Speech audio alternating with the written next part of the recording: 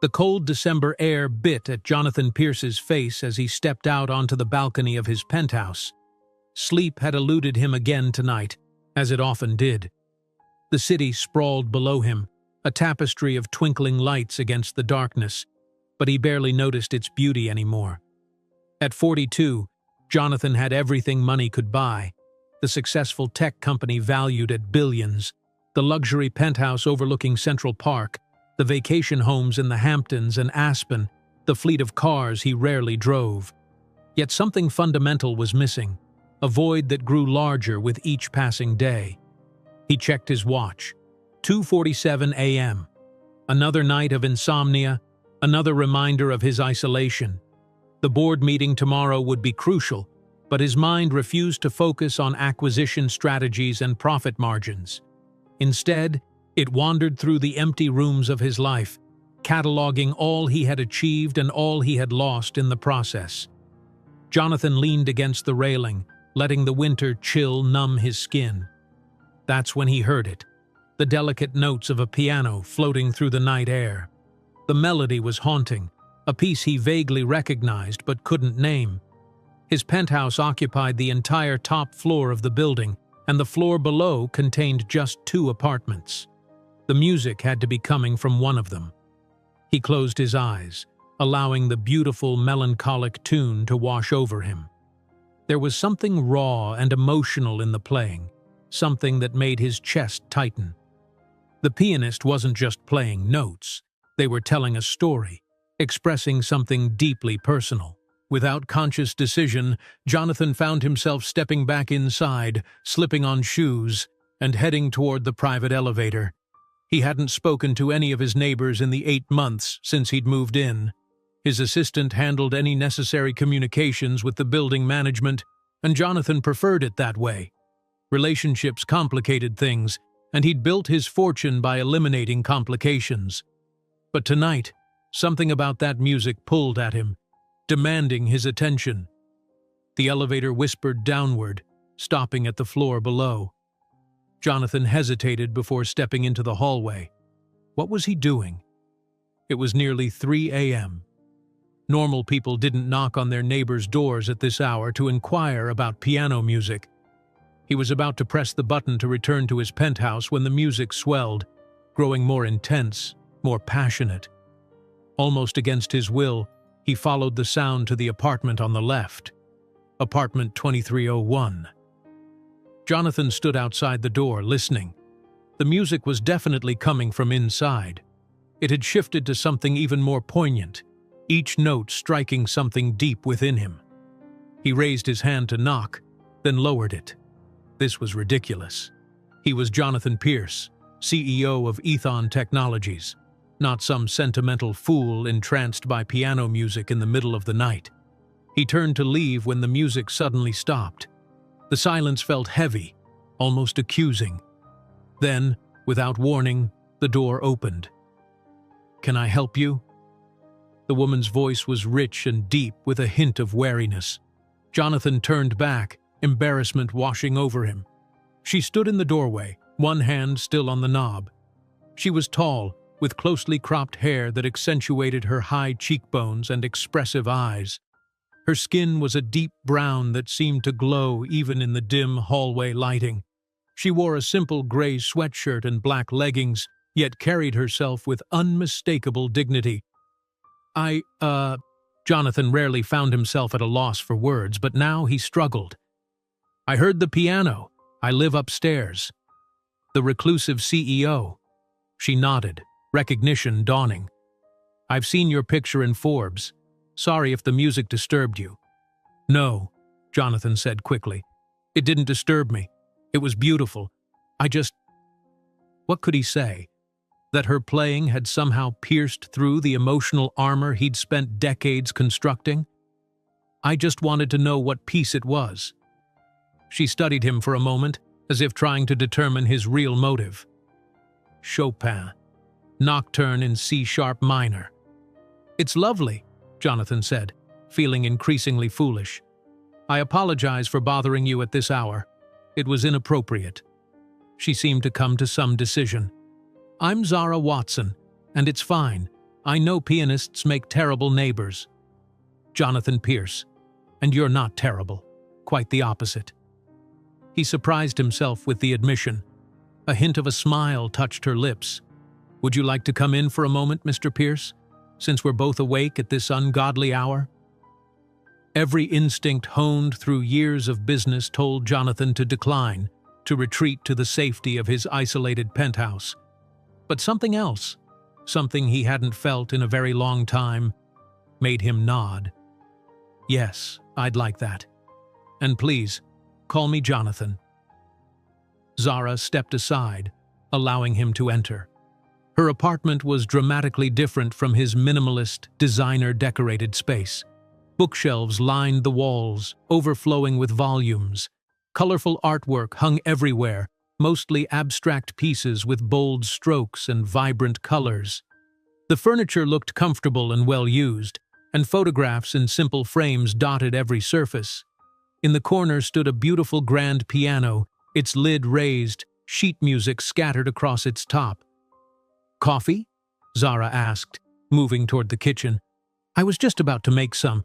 I know it's late, but sleep and I have a complicated relationship.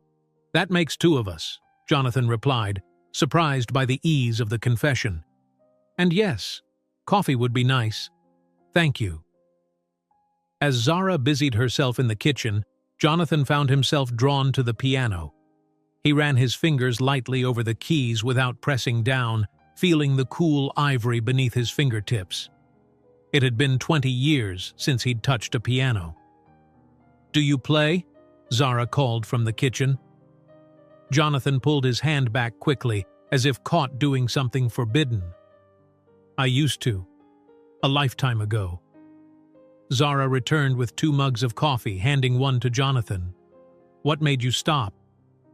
The question was simple, but the answer was anything but. Life got in the way, he said finally, accepting the mug. Business. Success. Zara settled into an armchair, tucking her feet beneath her. Sounds like a fair trade to most people. Most people would be right, Jonathan said, taking a seat on the couch opposite her. He took a sip of coffee, surprised by the rich, complex flavor. This is excellent. Ethiopian Yirgacheffe, Zara said. I import it directly from a small farm outside Addis Ababa, one of the perks of my job. And what is your job exactly? Jonathan asked, realizing he knew nothing about this woman whose music had drawn him downstairs in the middle of the night. I'm a cultural anthropologist, specializing in musical traditions. I also run a foundation that preserves indigenous musical heritage. She smiled at his surprised expression. What? Did you expect something else? Jonathan felt heat rise to his face. I don't know what I expected. Maybe a concert pianist, given the hour and the Chopin? Zara's eyes held a challenge. Maybe, Jonathan admitted. Though most concert pianists I know prefer Rachmaninoff for 3 a.m. existential crises. Zara laughed, a warm, genuine sound that seemed to fill the apartment. I save Rachmaninoff for 4 a.m. when things get really desperate. Something about her laugh made Jonathan smile, a real smile that felt foreign on his face. When was the last time he'd smiled like that, without calculation or agenda? So what keeps a tech billionaire up at night, Jonathan? Zara asked, her tone casual but her eyes intent. Hostile takeovers? Stock prices? The burden of all that money? Her directness caught him off guard. In his world, people tiptoed around him, careful not to offend, eager to please. All of the above, none of the above, he said finally. I don't know anymore. Zara nodded, as if his non-answer made perfect sense. That's why I play at night. When the answers aren't clear, music asks better questions. They fell into silence, but it wasn't uncomfortable. Jonathan sipped his coffee, feeling more at peace than he had in months, maybe years. The apartment was warm, filled with evidence of a life well lived, so different from his sterile penthouse above. Why Chopin tonight? He asked finally. Zara's expression grew distant. Today, well, yesterday now, was the anniversary of my mother's death, 5 years. She loved Chopin. "I'm sorry," Jonathan said and meant it. "Thank you." Zara set down her mug. "She was the one who taught me to play. She was brilliant, a concert pianist who gave it all up to teach music in public schools. She believed everyone deserved beauty in their lives regardless of circumstance." "She sounds remarkable." She was. Zara's eyes met his, and Jonathan was struck by the depth of emotion in them. "What about your parents?" The question jolted him. People didn't ask him personal questions anymore. They asked about his company, his investments, his opinion on market trends. But his parents? His past? Those topics were off limits, even to the few people he might have called friends. "My father was a factory worker," he heard himself saying. "He died when I was 16. Lung cancer from the chemicals at the plant. My mother cleaned houses to put me through college. She died my senior year. Car accident." "I'm sorry," Zara said, with the same sincerity he had offered her. Jonathan shrugged, uncomfortable with the sympathy. "It was a long time ago." "Some wounds don't heal with time," Zara said softly. "They just become part of who we are." The words hit him with unexpected force. That was exactly what he had never been able to articulate, the way his parents' deaths had shaped him, driven him, haunted him. The clock on Zara's wall chimed 3:30 a.m.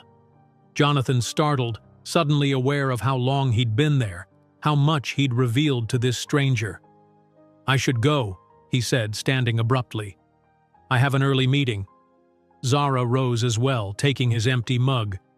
"Of course, CEOs can't be caught fraternizing with the neighbors at odd hours. Bad for the brand." There was no malice in her words, just a gentle teasing that nonetheless made Jonathan uncomfortable. Because she was right.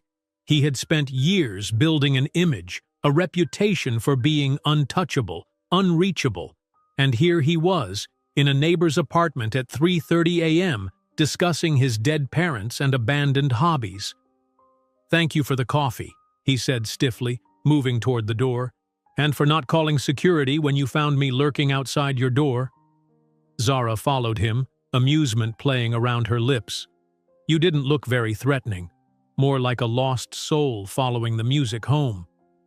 The description was so unexpected, so accurate that Jonathan couldn't respond. He simply nodded, murmured a good night, and stepped back into the hallway. Back in his penthouse, Jonathan paced the length of his living room, unsettled by the encounter with Zara. He hadn't spoken so openly with anyone in years, certainly not with a stranger. What had possessed him to knock on her door in the middle of the night? To accept her invitation? To tell her about his parents? He rubbed his temples, feeling a headache forming.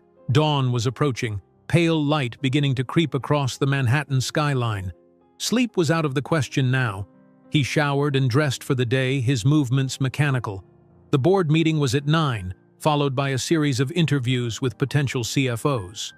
His current financial officer was retiring after 12 years with the company, and finding a replacement had proven difficult. Jonathan had rejected 7 candidates already, none meeting his exacting standards.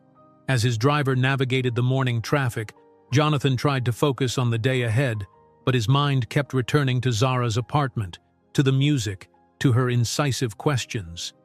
There had been something refreshing about her directness, her lack of deference.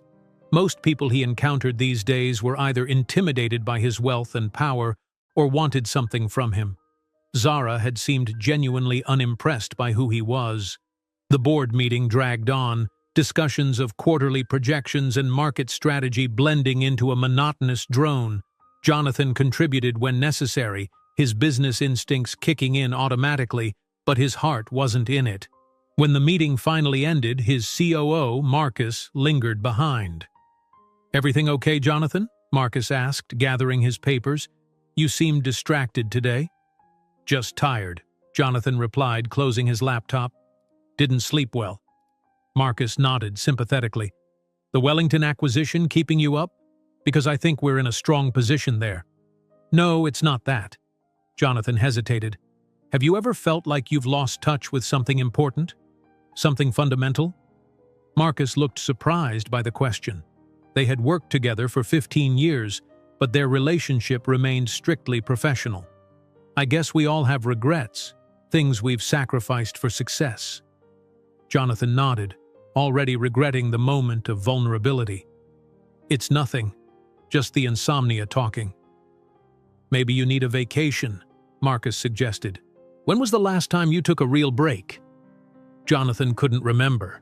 3 years? 4? The days and weeks and months all blurred together in an endless cycle of meetings, deals, and obligations. I'll think about it, he said, knowing he wouldn't.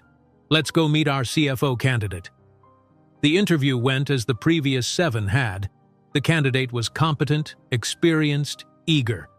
And like the others, Jonathan found some fatal flaw, some reason to reject him. By the time he returned to his penthouse that evening, exhaustion weighed on him like a physical burden.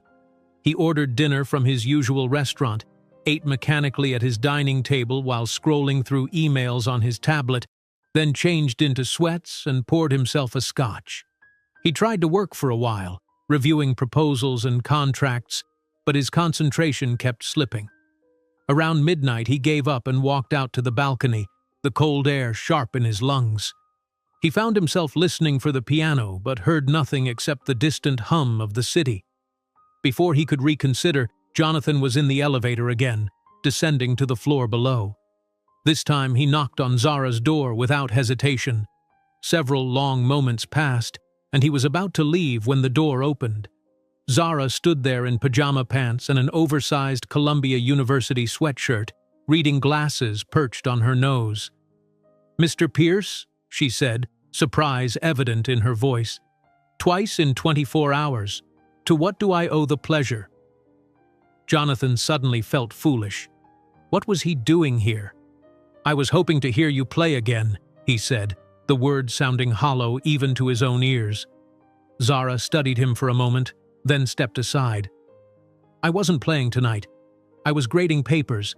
I teach a graduate seminar at Columbia this semester." "I'm sorry to disturb you," Jonathan said, not moving. "I should go." "Or you could come in and tell me what's really bothering you," Zara suggested, her voice gentle but firm. Jonathan hesitated, then stepped inside. The apartment looked different tonight. Papers and books spread across the coffee table, a laptop open, a half-empty glass of wine beside it. "Can I get you something to drink?" Zara asked, moving to the kitchen. "Wine? Something stronger?" "Wine would be fine," Jonathan said, standing awkwardly in the center of the room. Zara returned with a glass of red wine and gestured for him to sit. "So," she said, settling back into her chair and removing her glasses, "what brings the CEO of Ethan Technologies to my door at midnight? And don't say piano music because we both know I wasn't playing." Jonathan took a sip of wine, buying time. It was excellent, rich and complex. "I don't know," he admitted finally. "I can't seem to focus, can't sleep, can't care about things I'm supposed to care about." "Sounds like existential crisis," Zara said matter-of-factly. "Or possibly depression. Have you talked to anyone about it?" "I'm talking to you," Jonathan said, attempting a smile. "I meant professionally, a therapist." Jonathan shook his head. "Not really my style." "Right. Billionaire tech moguls prefer to suffer in silence in their penthouse towers." There was that directness again, cutting through pretense. "Something like that," Jonathan admitted, "though I prefer the term industrialist to mogul. Less flashy." Zara laughed, the sound as warm and genuine as it had been the night before.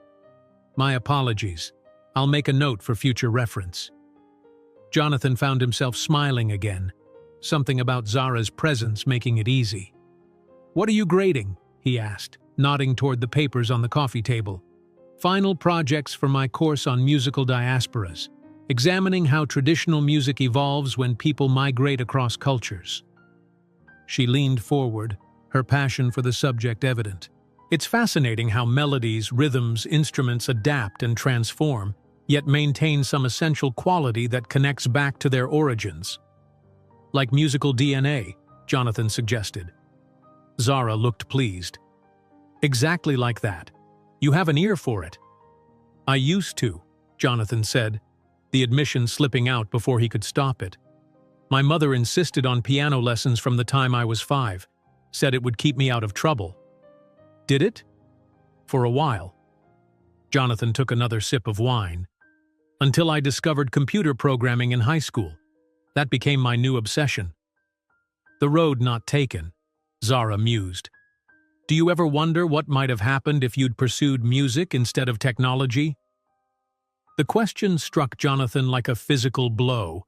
Of course he had wondered in those quiet moments between sleep and waking what his life might have been, but he'd trained himself not to dwell on such useless speculations. I wouldn't have been good enough, he said finally. Not like you. You heard me play for what, 10 minutes? That's hardly enough to judge.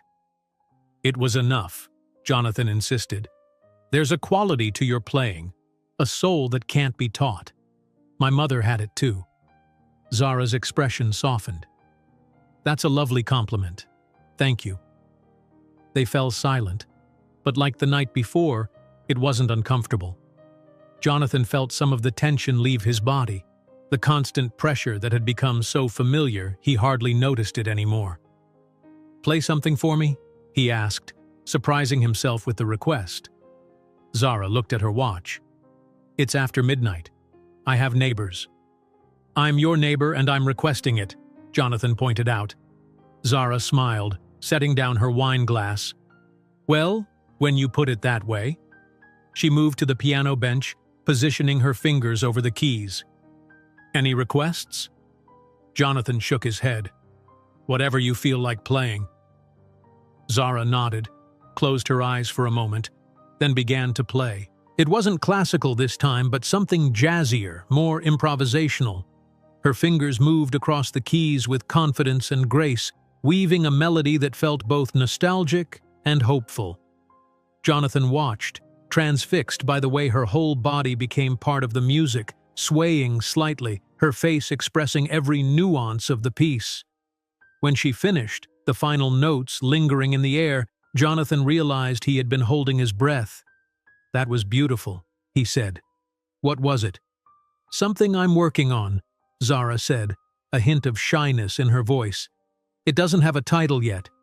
You compose too? Jonathan was impressed, despite himself. I try. Zara returned to her chair, picking up her wine. Music is my first language. Everything else comes second. Including anthropology? Anthropology is how I understand the context of music, the cultures and conditions that create it. She leaned back, studying him. What about you? What's your first language? Jonathan considered the question. Numbers, I suppose. Patterns, systems. Not people?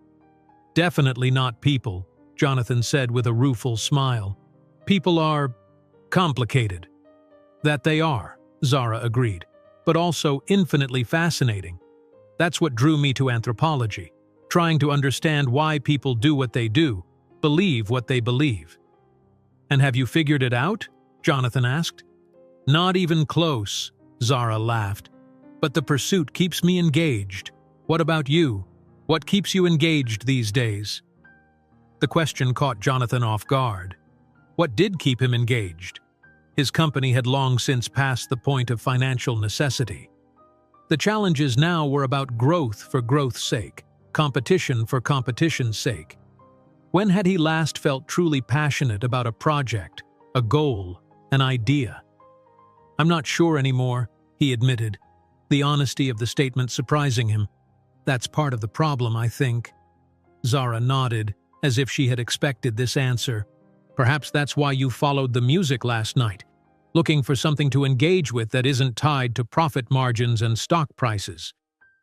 There it was again, that uncomfortable accuracy in her assessment. Perhaps, Jonathan conceded. He glanced at his watch, startled to see it was nearly 1 a.m. I should let you get back to your grading. It'll keep till morning, Zara said, making no move to gather her papers. Unless you need to go? Jonathan should say yes. He had an early meeting, emails to answer, a company to run. But the thought of returning to his empty penthouse, to the silence and solitude, suddenly seemed unbearable. "No," he said finally. "I don't need to go." Zara smiled, a genuine, warm expression that transformed her face. "Good, because I was just about to suggest we move this conversation to the kitchen.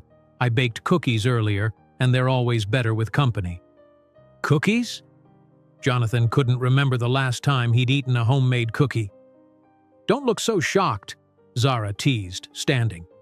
"Even anthropologists with PhDs bake cookies sometimes."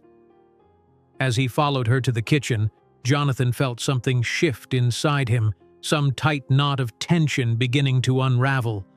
For the first time in longer than he could remember, he wasn't thinking about work, about responsibilities, about the image he needed to maintain. He was just a man, following a fascinating woman to her kitchen for cookies and conversation at 1 a.m. And strangely, inexplicably, it felt right. The cookies were incredible, chewy in the center, crisp at the edges, studded with chunks of dark chocolate and tart cherries.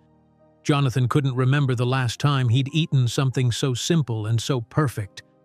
They sat at Zara's kitchen island, a plate of cookies between them, fresh cups of coffee steaming despite the late hour.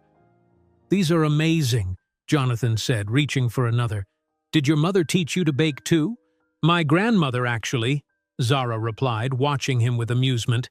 "She believed everyone should know how to create something that brings joy to others. For her, it was food. My mother chose music. I ended up with both." "What about your father?" Jonathan asked, realizing how little he knew about her. A shadow crossed Zara's face. "He was a musician too. Brilliant jazz saxophonist. He left when I was 8, touring with different bands. We'd get postcards from Paris, Rome, Tokyo. Then nothing for months. He died when I was 20. Heart attack in a hotel room in New Orleans." "I'm sorry," Jonathan said, the words inadequate but sincere.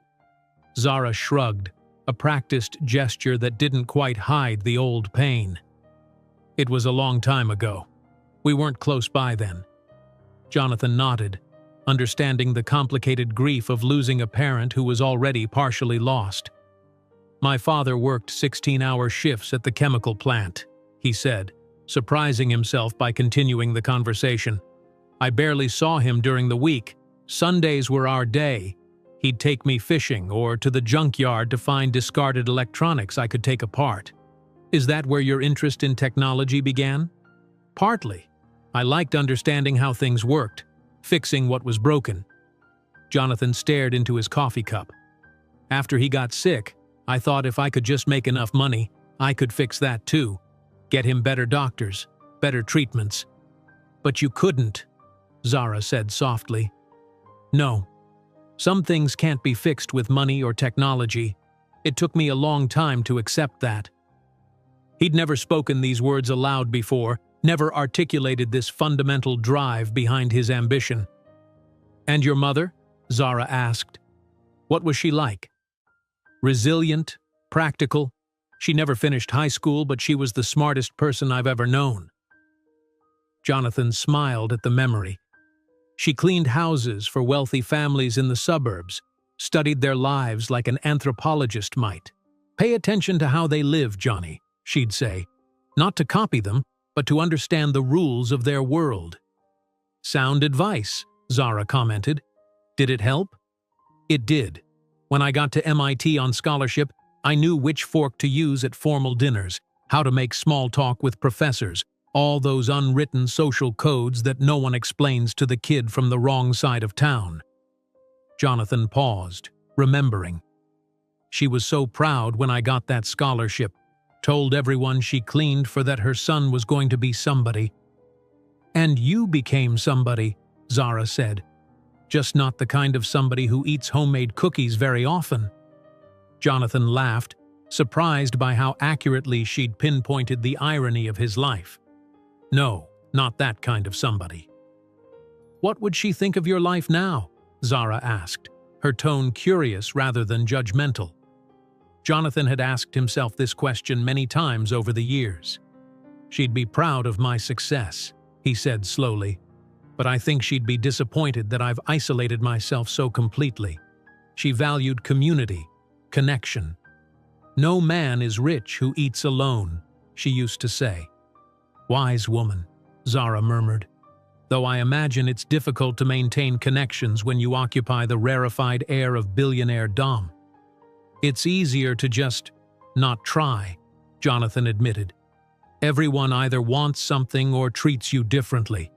The people I was close to before Ethan took off, college friends, early colleagues, they all drifted away as the company grew. Or maybe I pushed them away. It's hard to remember now. And no family of your own? Zara asked. No wife? Children? There was someone once, Jonathan said, the memory less painful than it once had been. Eliza. We met at MIT, started Ethan together. She was brilliant, handled the business side while I focused on development. We were engaged. What happened? The usual story. Work consumed us. We grew apart.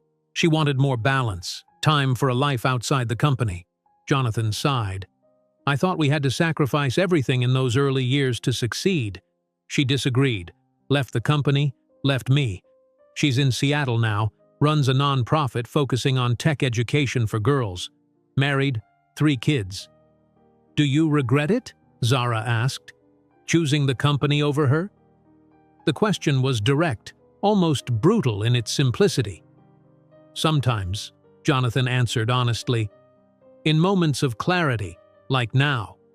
But most days, I tell myself it was the right decision, that we wouldn't have succeeded if I'd compromised. And now? Has the success been worth the sacrifice? Jonathan looked around Zara's warm, lived-in kitchen at the traces of a life filled with passion and purpose and connection, and felt a hollow ache in his chest. I don't know anymore. Zara seemed to sense his discomfort and changed the subject. So what does the great Jonathan Pierce do when he's not running a tech empire? Any hobbies, interests outside of work? Jonathan struggled to answer. He exercised regularly with a personal trainer, but that was for health, not enjoyment. He attended cultural events, but usually for networking purposes. He collected art, but primarily as an investment. When had he last done something purely for pleasure? I read, he said finally, mostly biographies, history, some science fiction. Science fiction? Zara perked up. Any favorites? Asimov's Foundation series, Gibson's Neuromancer, the classics mostly. Not the modern stuff? Zara asked, sliding off her stool to refill their coffee cups. I haven't kept up, Jonathan admitted. Too busy. Too busy for imagination? Zara challenged, returning with the coffee pot. That's dangerous for someone in your position. Innovation requires imagination, doesn't it? The observation struck Jonathan like a blow. When had he stopped reading for pleasure, for the spark of new ideas? When had work become not just his priority, but his only focus? You're right, he said quietly. I've lost touch with a lot of things that used to matter to me. Zara's expression softened. It happens to all of us, in different ways. Life pulls us in certain directions, and before we know it, years have passed. But you've maintained your passion, Jonathan pointed out. Your music, your academic work, even your baking, they all seem connected to what matters to you. I've been fortunate, Zara acknowledged, and stubborn. I refuse to give up the things that feed my soul even when it would be easier to focus on just one path. Feed your soul, Jonathan repeated, the phrase lingering in his mind. When had he last done anything that fed his soul? The kitchen clock showed 2:30 a.m. Jonathan knew he should leave, get what sleep he could before tomorrow's demands. But he felt more alive, more present in this moment than he had in years, sitting in a near stranger's kitchen eating cookies and discussing things that mattered. Thank you, he said suddenly. For the cookies? Zara asked, a hint of a smile playing around her lips. For the conversation, for not treating me like Jonathan Pierce, CEO. Would you prefer I treat you with more reverence? Zara teased. I can practice my curtsy if it would make you more comfortable." Jonathan laughed, the sound surprising him with its genuineness. "God, no. It's refreshing to talk to someone who isn't impressed by me." "Oh, I didn't say I wasn't impressed," Zara corrected. "Building a company like Ethan from nothing is impressive. I'm just not intimidated by it. There's a difference." The distinction pleased him. "And what does impress you, Dr. Watson?" "People who live authentically, who create rather than just consume, who maintain their humanity despite success or failure." She held his gaze. "I suspect there's still quite a bit of that person inside you, beneath the CEO armor." Jonathan felt exposed, as if she could see through the carefully constructed facade he'd maintained for so long. "I'm not sure about that," he said quietly. "It's been a long time." "The piano player is still in there," Zara said with conviction, "and the boy who fixed broken electronics. Those parts of us don't disappear. They just get buried under the roles we play." Jonathan wanted to believe her, wanted to think that the person he'd been before Ethan, before the wealth and isolation and endless responsibility, still existed somewhere inside him. But those memories felt like they belonged to someone else, a distant figure he could barely recognize. "It's late," he said, reluctantly sliding off the stool. "I should go." Zara nodded, not pressing him to stay. "Another time, then." "I'd like that," Jonathan said, meaning it. "Thank you for the cookies and coffee, and the company." Zara walked him to the door. "Sleep well, Jonathan." "You too, Zara." Back in his penthouse, Jonathan stood at the window looking out at the sleeping city. Instead of the usual emptiness, he felt a strange, buzzing energy. Conversations with Zara kept replaying in his mind. Her observations about authenticity, about feeding one's soul, about the parts of ourselves that get buried under the roles we play. On impulse, he opened his laptop and searched for contemporary science fiction authors. If innovation required imagination, as Zara had suggested, perhaps it was time to refamiliarize himself with the genre that had once sparked his creativity. He ordered several highly rated novels with overnight delivery, then surprised himself further by searching for piano music. He found a recording of the Chopin nocturne Zara had been playing that first night and pressed play. As the haunting melody filled his sterile living room, Jonathan closed his eyes. He could almost see his mother at their old upright piano, coaxing beauty from the worn keys, insisting that music was as necessary to life as air. "It reminds us we're human, Johnny," she'd say, "that we're more than just our work, our struggles."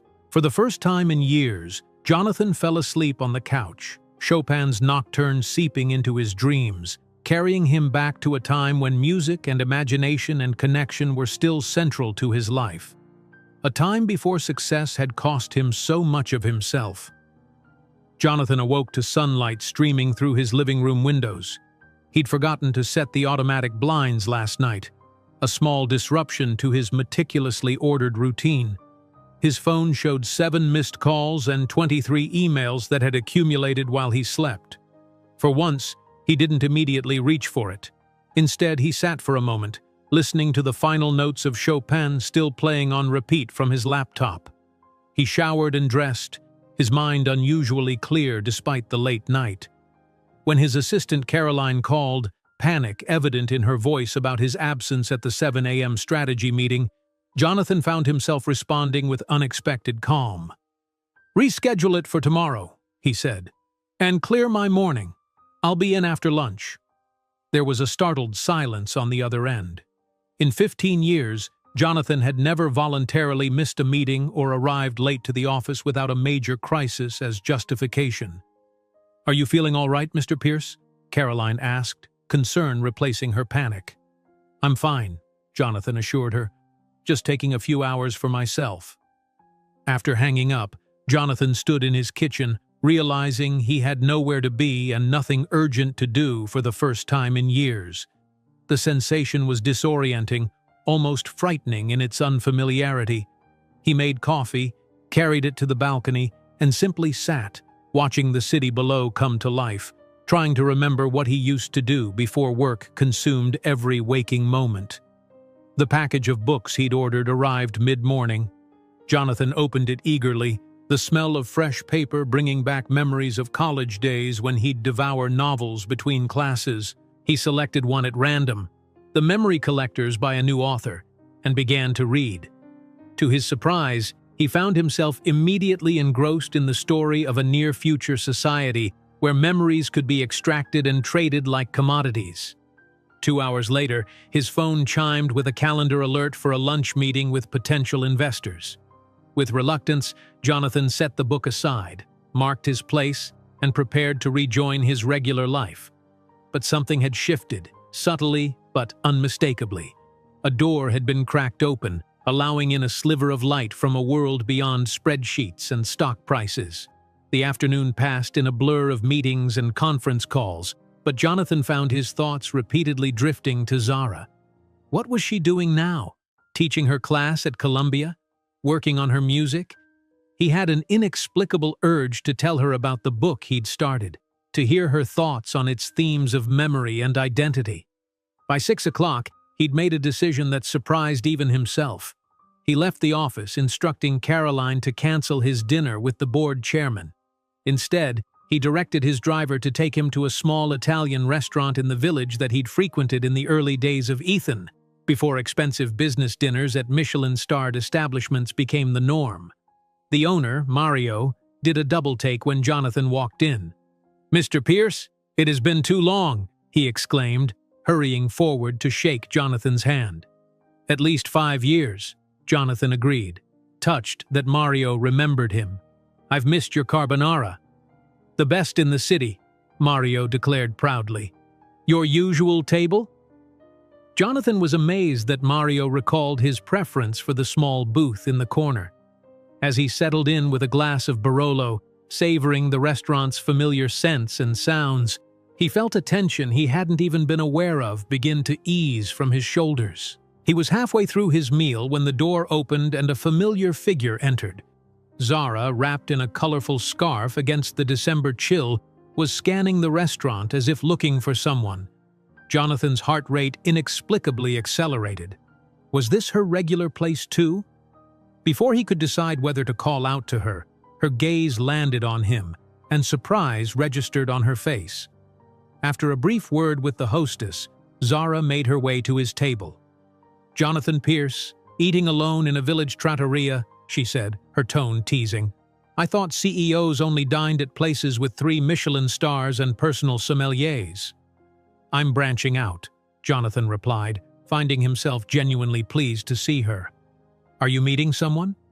"I was," Zara said, unwinding her scarf. "A colleague from the anthropology department, but he just texted that he's stuck in traffic coming from Princeton. Mind if I join you until he arrives?" "Please," Jonathan said, gesturing to the seat across from him. Zara settled in, ordering a glass of wine from a passing waiter. "So, what brings the tech titan to Mario's? Slumming it for a night?" "I used to come here all the time in the early days of Ethan," Jonathan explained, "before everything changed." "Ah, a nostalgia trip," Zara nodded. "Seeking the simpler times?" "Maybe," Jonathan admitted. "Or maybe I just missed having the best carbonara in New York." "It is exceptional," Zara agreed, "though I'm partial to his risotto myself." "You come here often?" "Once or twice a month. It's on my rotation of affordable but delicious places." She studied him over the rim of her wine glass. "How did you sleep after our late-night cookie fest?" "Better than I have in months," Jonathan admitted, though I fell asleep on the couch listening to Chopin. Zara's expression softened. "The Nocturne?" Jonathan nodded. "It reminded me of playing with my mother." "Music has a way of connecting us to memories, to parts of ourselves we've forgotten," Zara said. "That's what my research focuses on, how musical traditions preserve cultural memory across generations and displacements." "I started reading again today," Jonathan found himself saying. "Science fiction, like we talked about, and I skipped my morning meetings." Zara's eyebrows shot up in exaggerated shock. "Alert the business press." Jonathan Pierce takes a morning off. Markets will surely crash by morning." Jonathan laughed, appreciating her ability to tease without malice. "The company survived my brief absence, though my assistant nearly had a heart attack." "Small rebellions," Zara said approvingly. "The first steps toward reclaiming parts of yourself." "Is that what I'm doing?" Jonathan asked, genuinely curious about her perspective. "Isn't it?" Zara countered. "Reading for pleasure, returning to a restaurant from your past, talking to your strange neighbor about things that matter instead of market shares?" She leaned forward. "You're remembering who you were before you became what you are." The observation struck Jonathan with its accuracy. That was exactly what he'd been doing, instinctively seeking connections to his former self, the person who had existed before wealth and success had isolated him so completely. "What about you?" he asked, deflecting from the uncomfortable insight. "Have you always been so—" he searched for the right word, "integrated? Your work, your passions, they all seem to flow together." Zara considered the question, taking a sip of her wine. "Not always. There was a time when I tried to compartmentalize. Serious academic work here, music over there, personal life in another box entirely. It nearly broke me." She set down her glass. "After my mother died, I had what my therapist diplomatically calls a period of reassessment. Less diplomatically, a breakdown." "What happened?" Jonathan asked, surprised by this glimpse of vulnerability. "I was on track for tenure at UCLA, publishing the right papers, presenting at the right conferences, playing all the academic games. My mother got sick, pancreatic cancer, stage 4 by the time they found it." Zara's voice grew quieter. "I flew back and forth from LA to New York every weekend for 6 months, trying to be there for her while keeping my career on track. When she died, I realized I'd spent her final months distracted, exhausted, only half present." "I'm sorry," Jonathan said, recognizing the particular pain of regret that came with losing a parent. "The thing is," Zara continued, "she kept telling me to slow down, to play more music, to remember why I'd fallen in love with anthropology in the first place. But I was so focused on achieving, on proving myself in this competitive field, that I didn't listen." She met his eyes. "After the funeral, I sat at her piano and couldn't play a single note. The music was gone. That's when I knew something had to change." "What did you do?" Jonathan asked, captivated by her story. "I took a leave of absence, traveled to Mali to study with traditional griots, musical storytellers, lived without email or academic pressures for 6 months. A smile touched her lips. It was terrifying and liberating. When I came back, I turned down the tenure-track position at UCLA and took an adjunct role at Columbia that gave me more freedom, started my foundation to preserve indigenous musical traditions, began composing again." "That took courage," Jonathan said, admiring her willingness to step off a conventional path to success. "Or foolishness," Zara shrugged. "My colleagues thought I was throwing away my career, but I couldn't go back to that fragmented life where what I loved and what I did for status were separate things." She fixed him with an intent gaze. "That's the trap, isn't it? Sacrificing what feeds your soul for what feeds your ego or your bank account." Jonathan felt a jolt of recognition. Wasn't that exactly what he'd done? Sacrificed connection, creativity, even love in pursuit of success? "Not everyone has the luxury of prioritizing passion over practical concerns," he pointed out, a defensive edge creeping into his voice. "Absolutely true," Zara agreed readily. "I've been privileged in many ways. Educated parents, scholarships, opportunities. But there's a difference between making necessary compromises and completely abandoning what makes you human." She leaned forward. "You've achieved extraordinary success, Jonathan. You don't have to keep proving yourself. What would it look like to reclaim some of what you've set aside?" Before Jonathan could respond, the restaurant door opened, and a harried-looking man with a briefcase entered, scanning the room. Zara waved, catching his attention. "That's my dinner date," she said, gathering her scarf. "Thank you for the company and conversation." "Thank you for the insight," Jonathan replied, meaning it despite his discomfort with her observations. Zara stood, then hesitated. "I'm hosting a small gathering at my apartment on Friday evening. Nothing fancy, some colleagues, friends, food, music.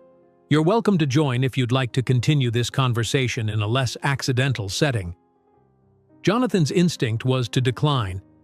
Social gatherings with strangers were precisely the kind of situation he'd grown to avoid. But something, curiosity perhaps, or a desire to see more of Zara's world, made him nod. "I'd like that," he said. "What time?" 8 o'clock. Bring a bottle of wine and an open mind." With that, she moved to greet her colleague, leaving Jonathan to contemplate this unexpected turn in his carefully ordered life. As he paid his bill and left the restaurant, Jonathan realized he felt lighter somehow, as if the brief conversation with Zara had lifted a weight he'd been carrying for so long he'd forgotten it was there. Friday was only 2 days away. For the first time in years, he found himself looking forward to a social event that had nothing to do with business or obligation. Friday evening arrived with an unexpected flurry of snow, transforming Manhattan into a glittering wonderland. Jonathan stood in his walk-in closet, surveying his wardrobe with uncharacteristic indecision.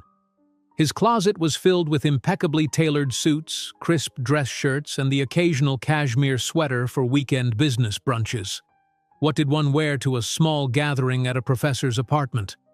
After much deliberation, he selected dark jeans he'd bought for a tech conference in San Francisco and had worn exactly once, a charcoal gray cashmere sweater and a leather jacket that his image consultant had insisted made him look approachable for a magazine profile. Looking in the mirror, Jonathan barely recognized himself without his usual armor of bespoke suits. He looked younger, less severe, though the tension around his eyes remained. He'd spent the past 2 days in a strange state of anticipation, catching himself thinking about Zara at odd moments, during budget meetings, while reviewing quarterly projections in the back of his car between appointments. Her words kept returning to him. "You're remembering who you were before you became what you are."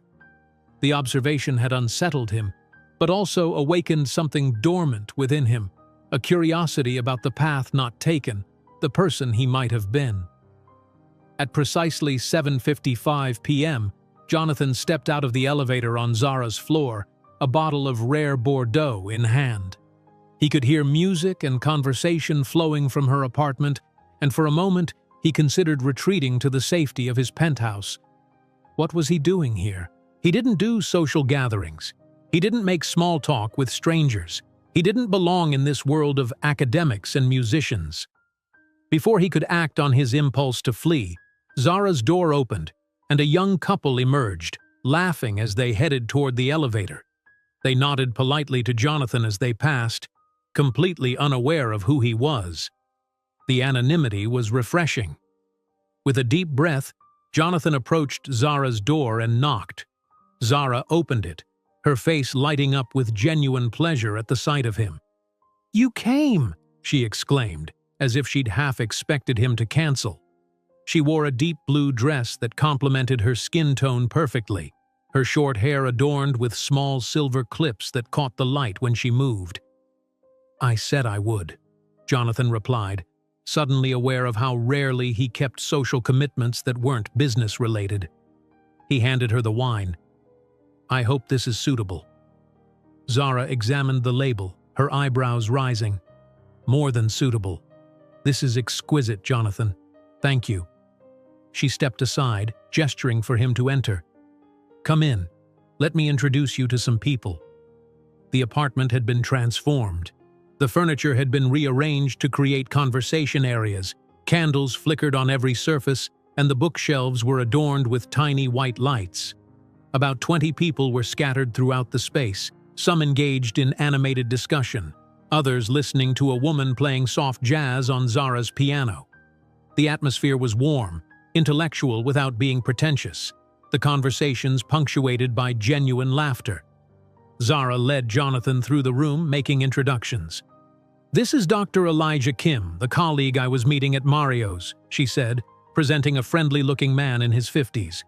"He's doing fascinating work on the musical traditions of Korean shamanism." "Please call me Eli," the man said, shaking Jonathan's hand. "Zara mentioned you're in the tech sector?" Jonathan nodded, preparing for the usual reaction once people realized who he was. The shift to networking mode, the subtle change in demeanor when dollar signs appeared in their eyes. "My daughter's studying computer science at MIT," Eli continued. "She's particularly interested in the ethical implications of AI development. I'm afraid most of what she talks about goes over my head, but her passion reminds me of my own at her age." To Jonathan's surprise, the conversation flowed naturally from there, with no indication that Eli recognized him or cared about his wealth or position. They discussed the intersection of technology and cultural preservation, Eli sharing insights about digital archives of endangered musical traditions, Jonathan explaining advances in audio restoration technology that could enhance historical recordings. As Zara guided him through more introductions, a musicologist from the Juilliard School, a documentary filmmaker focusing on indigenous cultures, a composer who combined classical techniques with hip-hop elements, Jonathan realized that no one was treating him like Jonathan Pierce, CEO. They engaged with his ideas, challenged his perspectives, shared their own insights, but the usual deference and agenda-seeking he'd grown accustomed to were noticeably absent. "How are you doing?"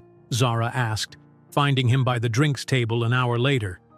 "Not too overwhelmed by my eclectic group of friends?" "Actually, I'm enjoying myself," Jonathan admitted, surprised to find it was true. "No one has asked me for investment advice or pitched me a startup idea all evening." Zara laughed. "I may have strategically avoided mentioning your last name or specific company when making introductions. Most of these people are too absorbed in their own fields to follow business news anyway." "Thank you for that," Jonathan said, genuinely touched by her thoughtfulness. "It's refreshing to be just Jonathan for an evening. That's who I invited," Zara said simply. "Not the CEO."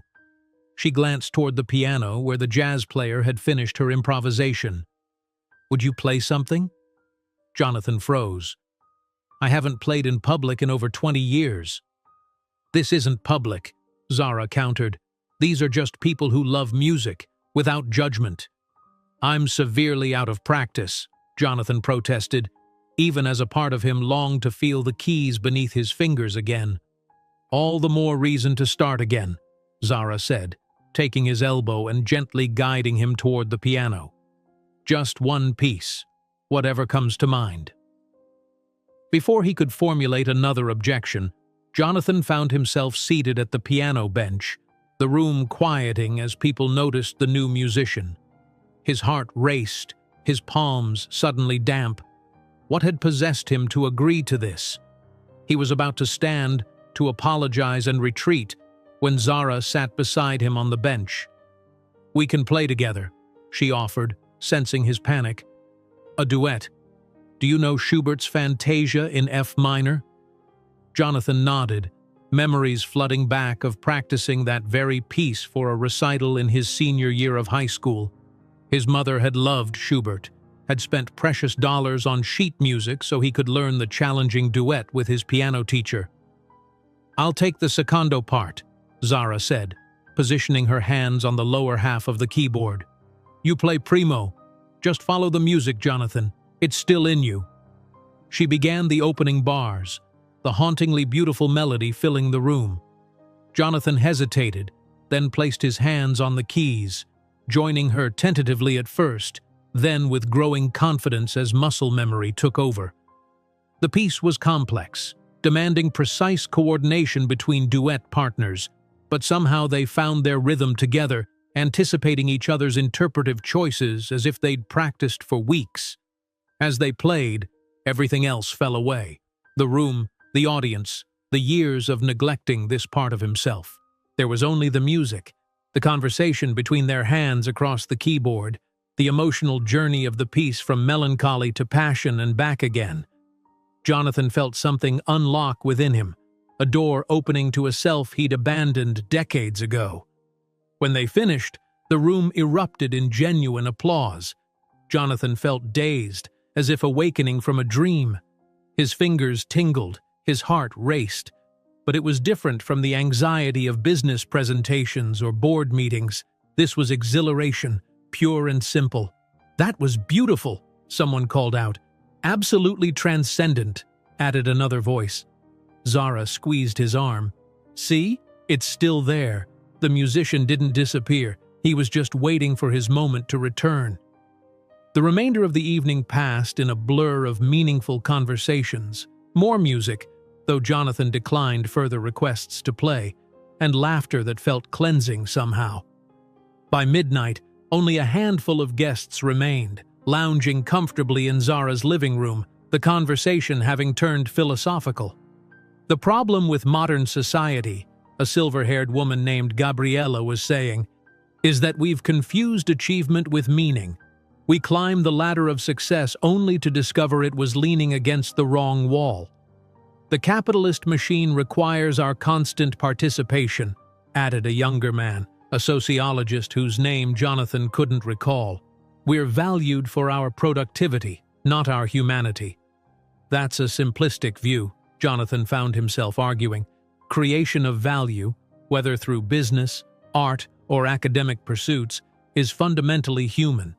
The issue isn't capitalism itself, but rather how we've allowed it to define worth in such narrow terms. Zara watched him with interest as he continued, "The technologies my company develops connect people across distances, preserve memories, create new possibilities for communication. There's meaning in that work, even if it exists within a profit-driven structure." "But at what personal cost?" Gabriella challenged gently. "How many CEOs reach the pinnacle of success only to wonder why they feel so empty?" Jonathan fell silent, the question hitting too close to home. Wasn't that exactly what had happened to him? He'd achieved everything he'd set out to accomplish: wealth, influence, respect in his field, only to find himself alone at 3 a.m., following piano music in search of something his success couldn't provide. The remaining guests departed shortly after, with warm handshakes and genuine invitations to continue their discussions at future gatherings. Jonathan lingered, helping Zara collect wine glasses and arrange plates for washing. "You don't have to do that," she protested, watching him stack dishware with surprising competence. "I want to," Jonathan replied, realizing it was true. This simple domestic task felt grounding after the emotional revelations of the evening. "Thank you for inviting me tonight. It was illuminating." "You were a hit," Zara said, loading the dishwasher. "Especially after that duet. Gabriella asked if you give piano lessons."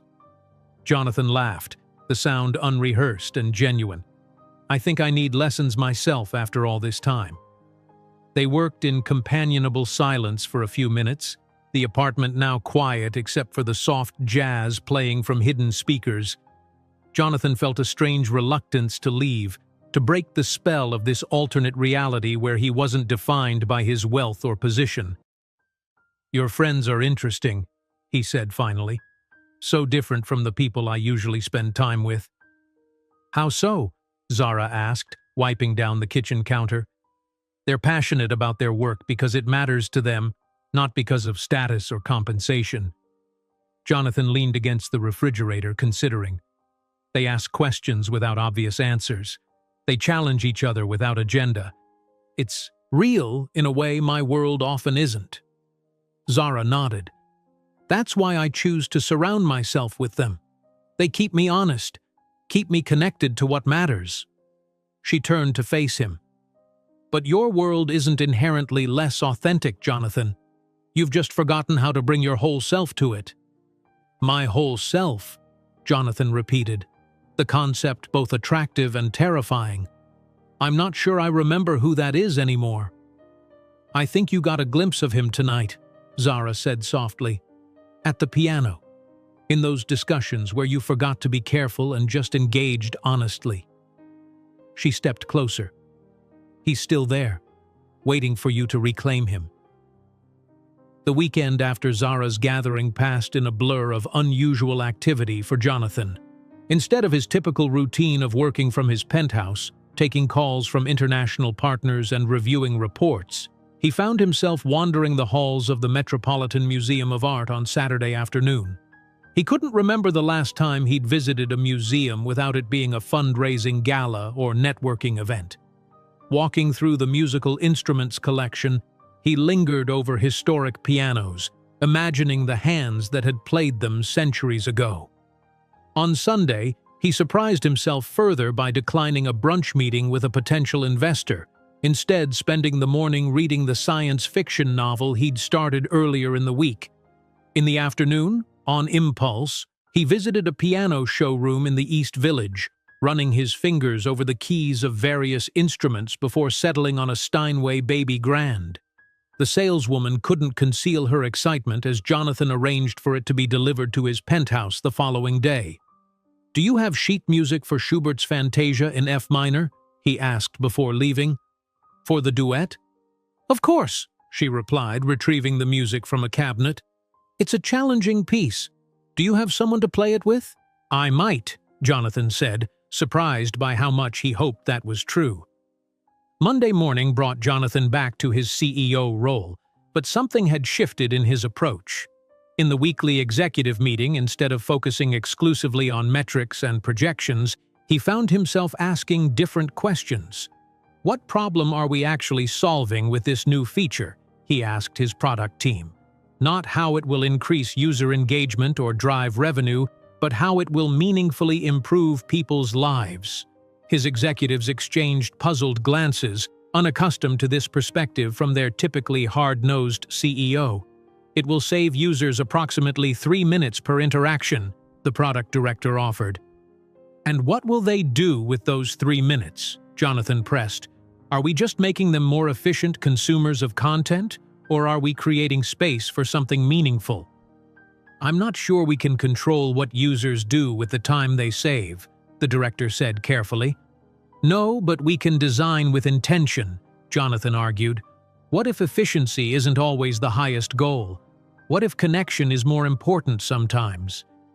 The meeting continued with this new thread of questioning, leaving his team both confused and intrigued by their CEO's evolving priorities.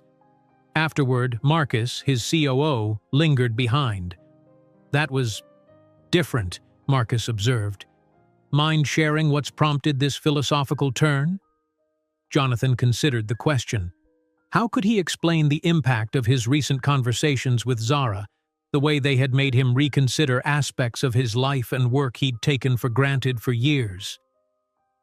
"I've been thinking about the larger impact of what we do," he said finally, "beyond market share and profit margins, about how technology shapes people's lives for better or worse." Marcus studied him thoughtfully. "This wouldn't have anything to do with your sudden interest in piano music, would it?" Jonathan looked up sharply. "What do you mean?" "Caroline mentioned you had a Steinway delivered to your penthouse this morning, and you've been humming Schubert all day." Marcus smiled. "I used to play cello, remember? I recognize the piece." Jonathan had forgotten that his COO had studied music before turning to business. It was one of those personal details that had seemed irrelevant to their professional relationship. "I've recently reconnected with piano," Jonathan admitted. "And yes, it's made me think differently about certain things." "Good," Marcus said simply. "It's about time." "What does that mean?" Jonathan asked, defensive edge creeping into his voice.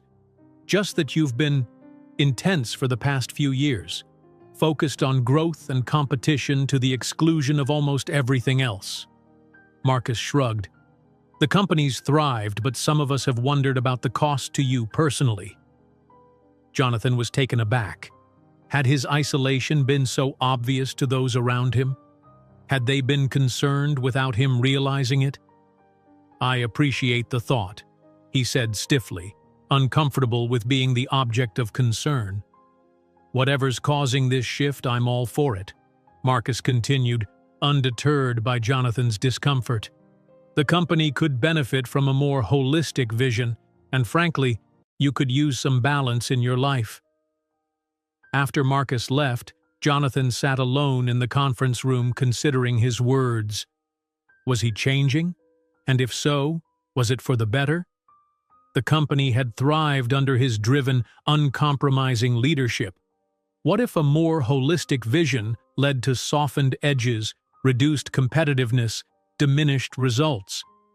Yet he couldn't deny that he'd felt more alive in the past week than he had in years. Playing the duet with Zara, engaging in meaningful conversations with her guests, even wandering the museum alone, these experiences had awakened something long dormant within him. His phone chimed with a text message. It was from Zara. Heard a piano being delivered to the penthouse this morning. The building gossip network is surprisingly efficient. Schubert requires regular practice, you know. Jonathan smiled, typing back. Are you offering lessons or criticizing my playing already? The response came quickly. Both. Dinner tomorrow? I make an excellent chicken tagine. Jonathan hesitated only briefly before replying, I'll bring dessert. The rest of the day passed in a whirlwind of meetings and decisions, but Jonathan found himself approaching each interaction with a slightly different perspective. In a design review for their newest app, he pushed back against features designed to maximize user time on the platform. What if we focused on helping people accomplish their goals efficiently so they can get back to their lives? He suggested, instead of trying to keep them engaged as long as possible. The design team looked at him as if he'd suggested they should start manufacturing typewriters. But our business model depends on engagement metrics, the lead designer pointed out. Advertisers pay for attention. Then perhaps we need to reconsider our business model, Jonathan said, surprising himself as much as his team. Let's explore alternatives where our interests are more aligned with our users' well-being. By the end of the day, word had spread through the company about the CEO's apparent philosophical revolution. Jonathan was aware of the whispers, the speculative glances, but found he didn't care as much as he might have expected. Let them wonder. He was wondering himself. That evening, the Steinway gleamed in his living room, transforming the sterile space with its curved elegance. Jonathan sat at the bench, running his fingers over the keys, then began to play tentatively. He was rusty, hitting wrong notes, struggling with passages that would have been simple for him in his youth. But there was joy in the effort, in the physical connection between his fingers and the keys, in the sounds filling his empty apartment. He played for an hour, working through simple pieces he remembered, then attempting the more challenging Schubert, imagining Zara beside him completing the duet. When he finally stopped, his fingers aching pleasantly, the apartment felt different somehow, warmer, more alive, as if the music lingered in the air, transforming the space. On impulse, Jonathan called his assistant. Caroline, I need you to find something for me. Of course, Mr. Pierce. What do you need? Information about my mother's piano. It was an upright Yamaha, probably sold after her death. I don't know who handled her estate. It would have been 20 years ago. That's not much to go on, Caroline said, her tone professional despite the unusual request. But I'll see what I can find. Thank you. And Caroline?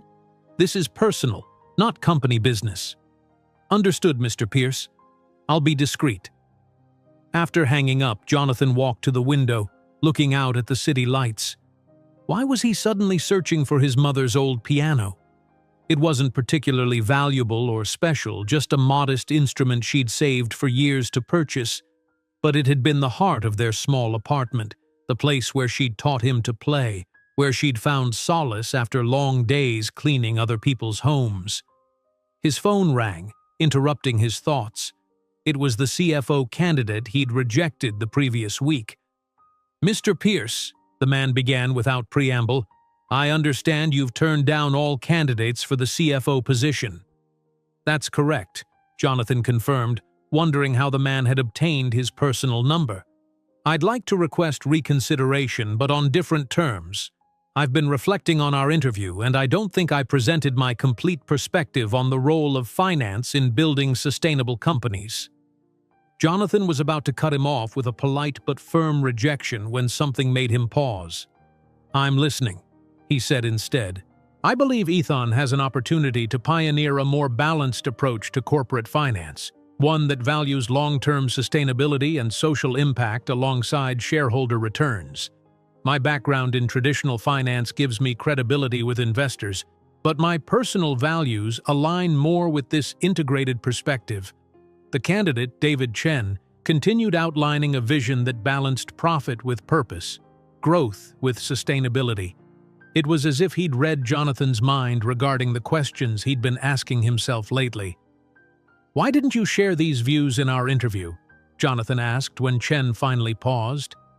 "Frankly, because most CEOs want a finance leader who prioritizes profit maximization and shareholder value above all else. I've learned to gauge the room before presenting my full perspective." Jonathan was impressed by the man's honesty. "And what made you think I might be receptive now?" "Word gets around," Chen said simply. "Your questions in yesterday's product review suggested a shift in thinking about Ethan's priorities. I thought it might be worth taking a chance." "I appreciate your candor, Mr. Chen," Jonathan said. "Let's meet again tomorrow. I'd like to hear more about this balanced approach." After hanging up, Jonathan realized he was smiling. Perhaps he wasn't the only one questioning the traditional metrics of success. Perhaps there were others in the business world asking similar questions about meaning, purpose, and impact. The next evening, Jonathan arrived at Zara's apartment carrying a box from a renowned French bakery and a bottle of dessert wine. He'd spent the day in a second interview with David Chen, exploring a vision for Ethan that balanced innovation and profit with human well-being and social responsibility. The conversation had been energizing in a way his work hadn't been in years.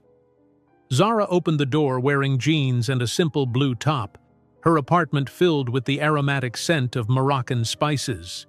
"Welcome to my humble cooking experiment," she said with a smile. "Fair warning, I'm a much better pianist than chef, but this recipe is fairly foolproof." "It smells incredible," Jonathan said, stepping inside. He handed her the bakery box. "Chocolate and pistachio opera cake. The bakery owner assured me it pairs well with Moroccan flavors." "Fancy," Zara commented, accepting the box. "I was expecting supermarket cheesecake." "I can run out and get some if you prefer," Jonathan offered, completely serious. Zara laughed. "I'm teasing you. This looks amazing. Come in, I was just about to open some wine." The evening had a different quality than their previous encounters, more intentional, less accidental. They moved around Zara's kitchen together, Jonathan setting the small dining table while Zara finished the tagine, their conversation flowing easily from music to books to their respective days. "So you're considering a philosophical reorientation of your entire company based on a few piano sessions and dinner conversations?" Zara asked when Jonathan described his evolving thoughts about Ethan's direction. "When you put it that way, it sounds impulsive," Jonathan admitted, helping himself to more tagine. "But I think it's been building for years. This sense that success as I've defined it has come at too high a cost, both personally and in terms of our impact on users' lives." "And your board will support this shift?" Zara asked, skepticism evident in her tone. "It's not about abandoning profitability," Jonathan clarified. "It's about expanding our definition of success to include the well-being of users, employees, and society alongside financial metrics. The research actually suggests companies with this integrated approach perform better long-term." Zara regarded Jonathan thoughtfully over her wine glass. "You're serious about this, aren't you? It's not just some temporary philosophical crisis or midlife awakening?" "I think I am," Jonathan replied, surprising himself with his certainty. "I've spent 20 years building Ethan into one of the most successful tech companies in the world. We've created products used by billions of people daily, but I've never really stepped back to ask what kind of impact we're having on their lives, not just in terms of convenience or efficiency, but in terms of meaning, connection, well-being." "And what's the answer?" Zara asked, her expression genuinely curious. Jonathan sighed. "Mixed, at best. Our products connect people across distances, yes, but they also contribute to a culture of distraction, Instant gratification, comparison. We're part of an attention economy that commodifies human focus. He looked down at his plate. I've been so fixated on growth metrics and market dominance that I never questioned the underlying model. Until now, Zara pointed out. That's something. Maybe too little, too late, Jonathan said quietly. I don't believe that, Zara replied, her voice firm. It's never too late to realign your work with your values. The question is whether you're willing to accept the consequences. Consequences? Change is threatening, especially to those who benefit from the status quo. Your board, your investors, even some of your users might resist a significant shift in direction.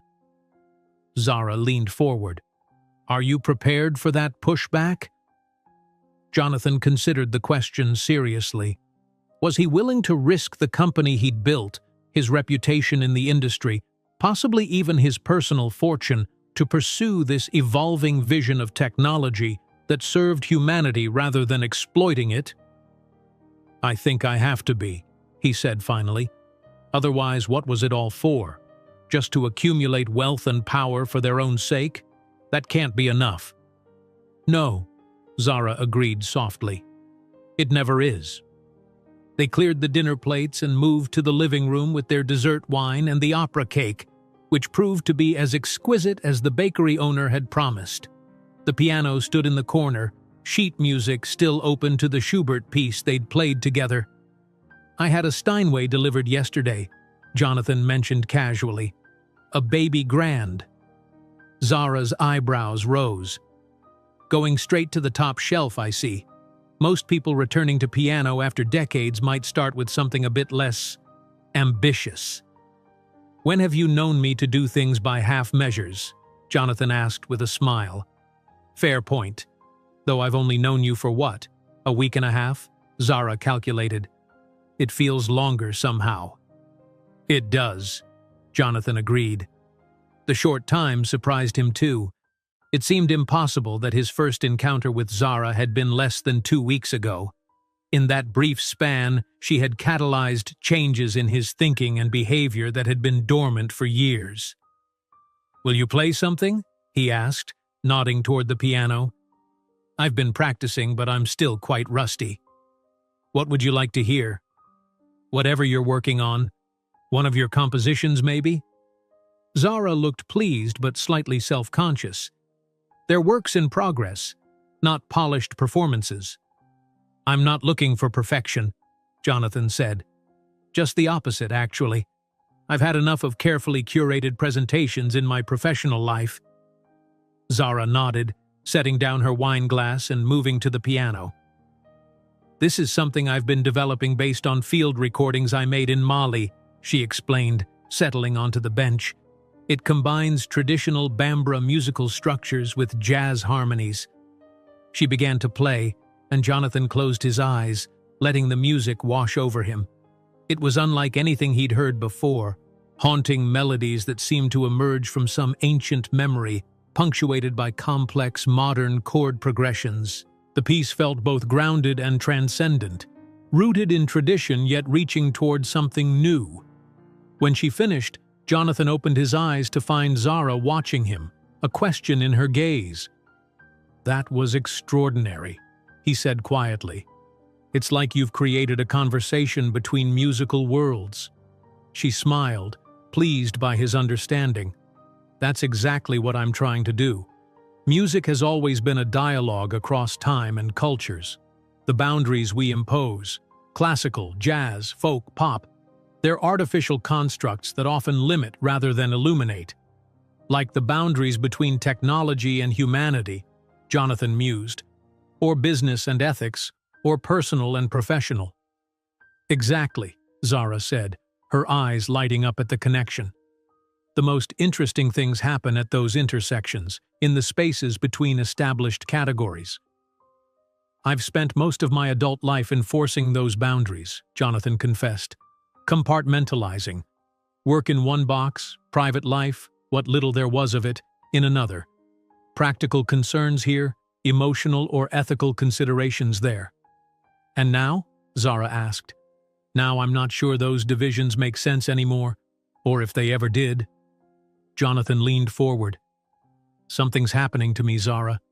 Since I heard you playing that night, since we started talking, it's as if parts of myself that I locked away years ago are reawakening. That sounds like a good thing, Zara observed. It is. But it's also terrifying. Jonathan ran a hand through his hair, a rare gesture of vulnerability. What if I've built my entire life, my whole identity, on a foundation that doesn't actually support what matters most? Zara was quiet for a moment, considering his question with the seriousness it deserved. Then you have a choice, she said finally. Continue as you have been, knowing what you now know, or begin the difficult work of rebuilding on a truer foundation. Is that what you did? After your mother died? Yes, Zara acknowledged, though not without false starts and backward steps. Change isn't linear, Jonathan, especially when it involves core aspects of your identity. They sat in companionable silence for a while, the weight of their conversation settling around them. Outside, snow had begun to fall again, large flakes drifting past the windows. Would you play for me now? Zara asked finally. On my piano, before you invite me up to christen your fancy new Steinway. The invitation to her piano and the implied future invitation to his carried a significance that wasn't lost on Jonathan. They were creating a continuity, a relationship that extended beyond this evening. I'll embarrass myself, he warned, but he was already rising from the couch. Good, Zara said with a smile. Humility is an underrated virtue among tech billionaires. Jonathan settled at the piano, flexing his fingers nervously. Any requests? Whatever feels true, Zara replied. Not impressive. True. Jonathan nodded, understanding. After a moment, he began to play Debussy's Clair de Lune, a piece his mother had loved. His technique was imperfect, some passages too rushed, others hesitant, but as he surrendered to the music, technical precision seemed less important than the emotion he was conveying. The piece spoke of moonlight, of quiet beauty, of things glimpsed rather than fully possessed. When he finished, he kept his hands on the keys, afraid to break the spell the music had cast. Zara had moved to stand beside the piano, her expression soft in the dim light. Your mother taught you well, she said quietly.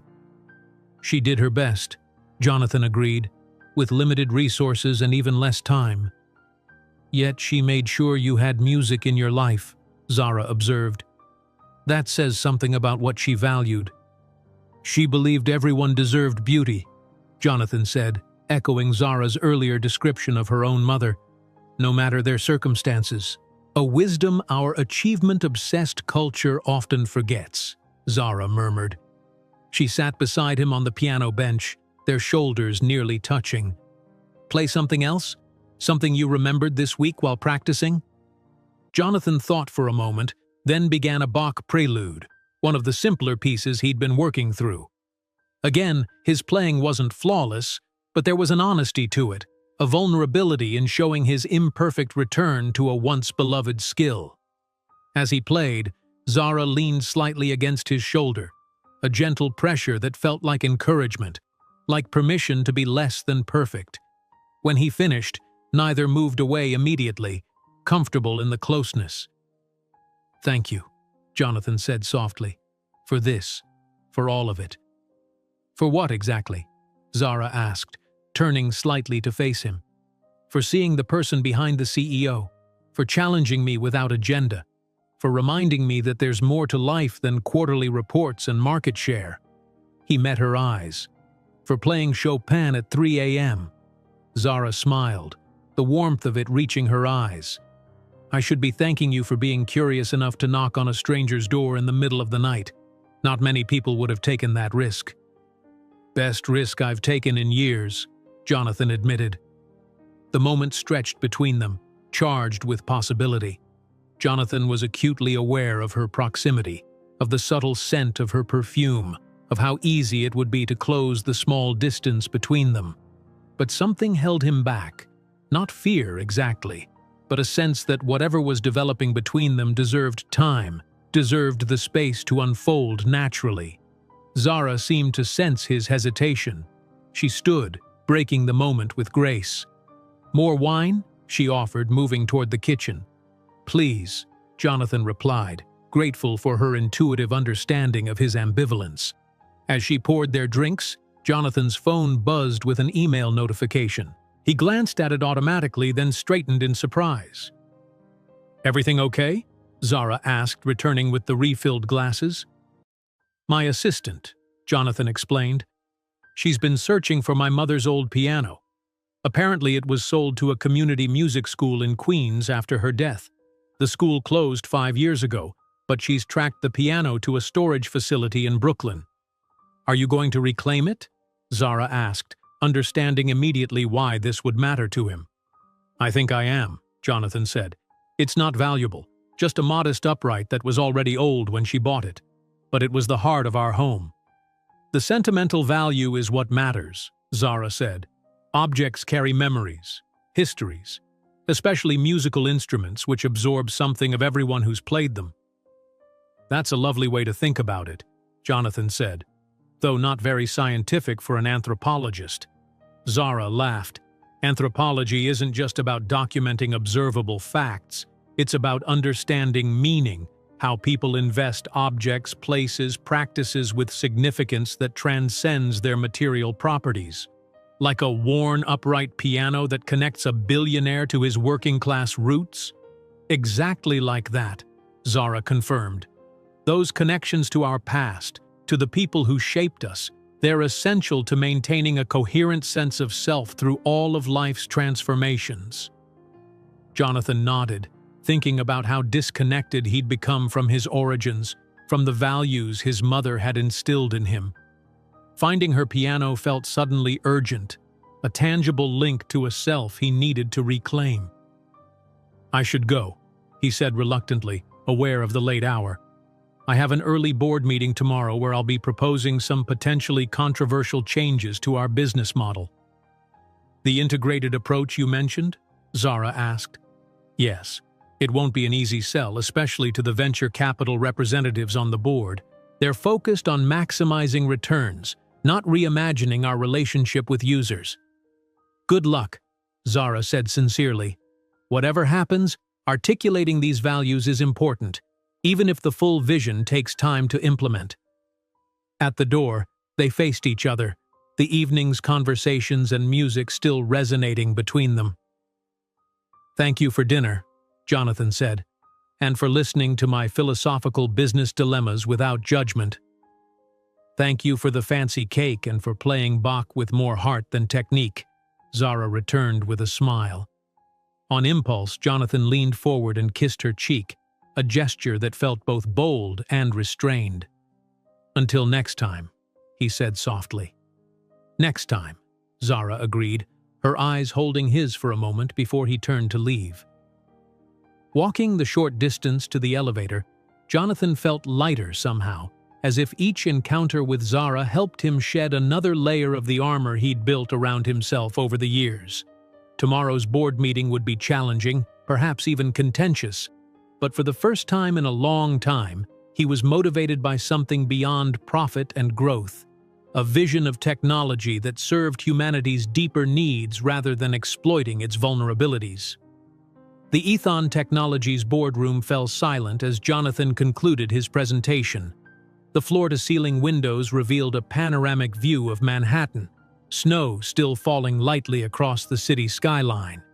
The 12 members of the board, venture capitalists, industry veterans, and a few early employees who had stayed through the company's meteoric rise, exchanged glances ranging from skeptical to outright hostile. "Let me make sure I understand what you're proposing," said Richard Vantage, the lead partner from Crucible Ventures, which owned nearly 15% of Ethon. "You want to fundamentally alter our business model, shifting from maximizing user engagement to what you're calling meaningful interaction. You want to redesign core features to discourage addictive use patterns, and you want to implement privacy protections that go well beyond regulatory requirements. potentially sacrificing valuable data collection. That's correct, Jonathan confirmed, standing his ground at the head of the table. And you expect this to improve our bottom line? How, exactly? Vantage continued, skepticism evident in his tone.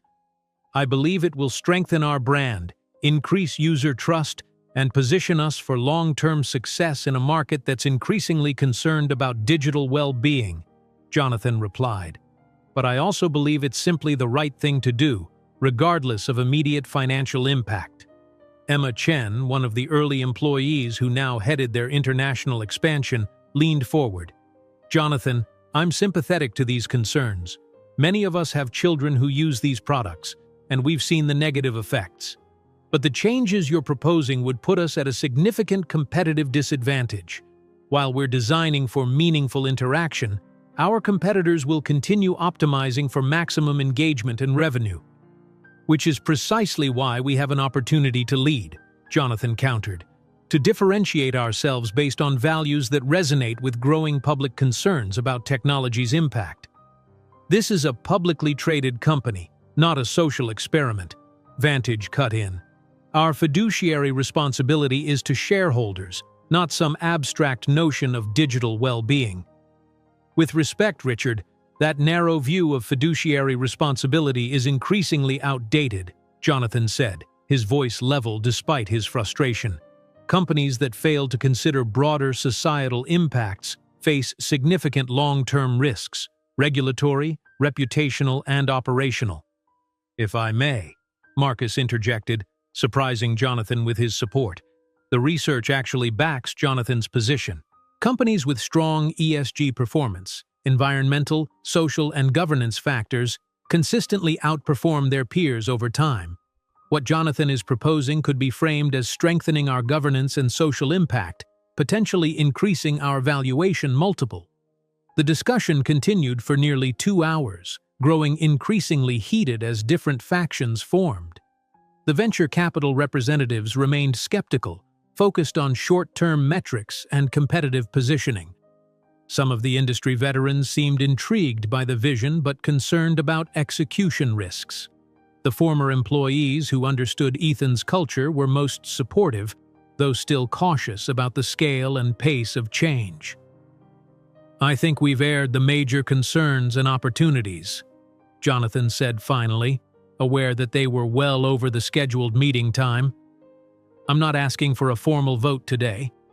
This is the beginning of a conversation about Ethan's future direction, not an overnight revolution. I'm asking you to consider these ideas seriously, to engage with the research we've provided, and to recognize that our industry is at an inflection point. We can either lead the inevitable shift toward more responsible technology, or we can resist until we're forced to change by regulation or public backlash. As the board members filed out, several stopped to speak with Jonathan privately. Some expressed cautious support, others continued voicing concerns. Vantage was the last to leave, lingering until they were alone in the boardroom. This isn't what we invested in, Jonathan, he said bluntly. We backed a visionary who understood how to build addictive products that capture and monetize attention, not a philosopher concerned with the moral implications of technology. People change, Richard, Jonathan replied. Companies evolve. Perhaps it's time for our success metrics to evolve as well. Vantage's expression hardened. The venture capital model doesn't accommodate mid-course philosophical transformations. If you persist with this direction, you should expect resistance, significant resistance. After Vantage left, Jonathan remained in the boardroom, staring out at the snow-covered city. He had expected pushback, but the intensity of Vantage's opposition was concerning. As the largest outside investor, Crucible Ventures had considerable influence, both on the board and with other shareholders. If they decided to actively oppose his vision, they could potentially force him out despite his founder status and substantial ownership stake. His phone buzzed with a text from Zara. Thinking of you today. How's the board meeting going? Her concern warmed him. Just finished. Mixed reception, as expected. Some open minds, some firmly closed. Dinner tonight? I could use a friendly ear." The response came quickly. "My place at 7. I'll cook something comforting." The rest of the day passed in a blur of follow-up conversations and damage control. Jonathan met with his executive team to discuss the board's reaction and strategize next steps. Some seemed energized by the new direction, others clearly worried about the potential fallout. By late afternoon, he was emotionally drained but determined to see his vision through regardless of the obstacles. Before heading to Zara's, Jonathan made a detour to Brooklyn, following the address his assistant had provided for the storage facility containing his mother's piano.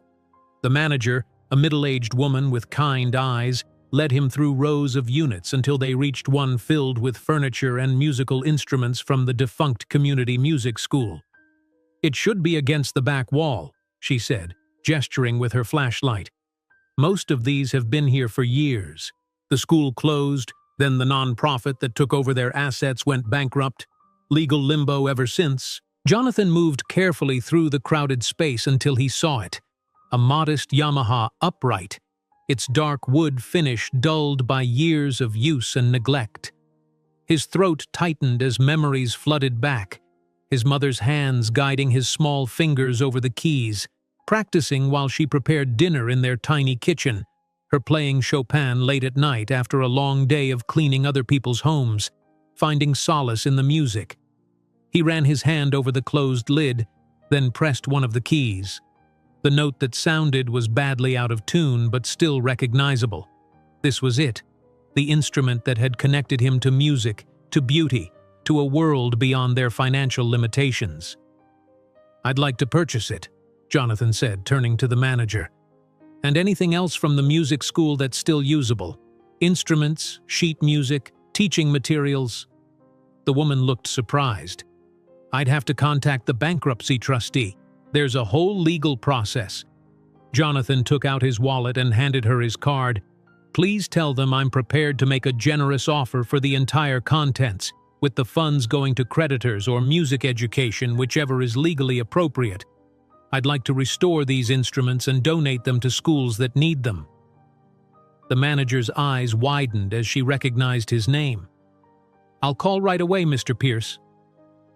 By the time Jonathan arrived at Zara's apartment, the emotional weight of the day, the contentious board meeting, the discovery of his mother's piano, the memory of her sacrifices had left him feeling unusually vulnerable. When Zara opened the door, he had to resist the impulse to simply fall into her arms. "That bad, huh?" she asked, reading his expression. "Challenging," Jonathan admitted, stepping inside. The apartment was warm and fragrant with the smell of something rich and savory, but also clarifying. There's nothing like articulating your values publicly to reveal who shares them and who doesn't. Zara took his coat, her movements gentle, almost protective. "Come sit. Wine is already poured, and dinner's almost ready. You can tell me everything." Over bowls of hearty beef stew and crusty bread, Jonathan recounted the board meeting, Vantage's thinly veiled threats, and his visit to the storage facility. Zara listened attentively, asking thoughtful questions, offering insights without judgment. "So you found your mother's piano," she said when he described the storage unit. "Will you bring it to your penthouse?"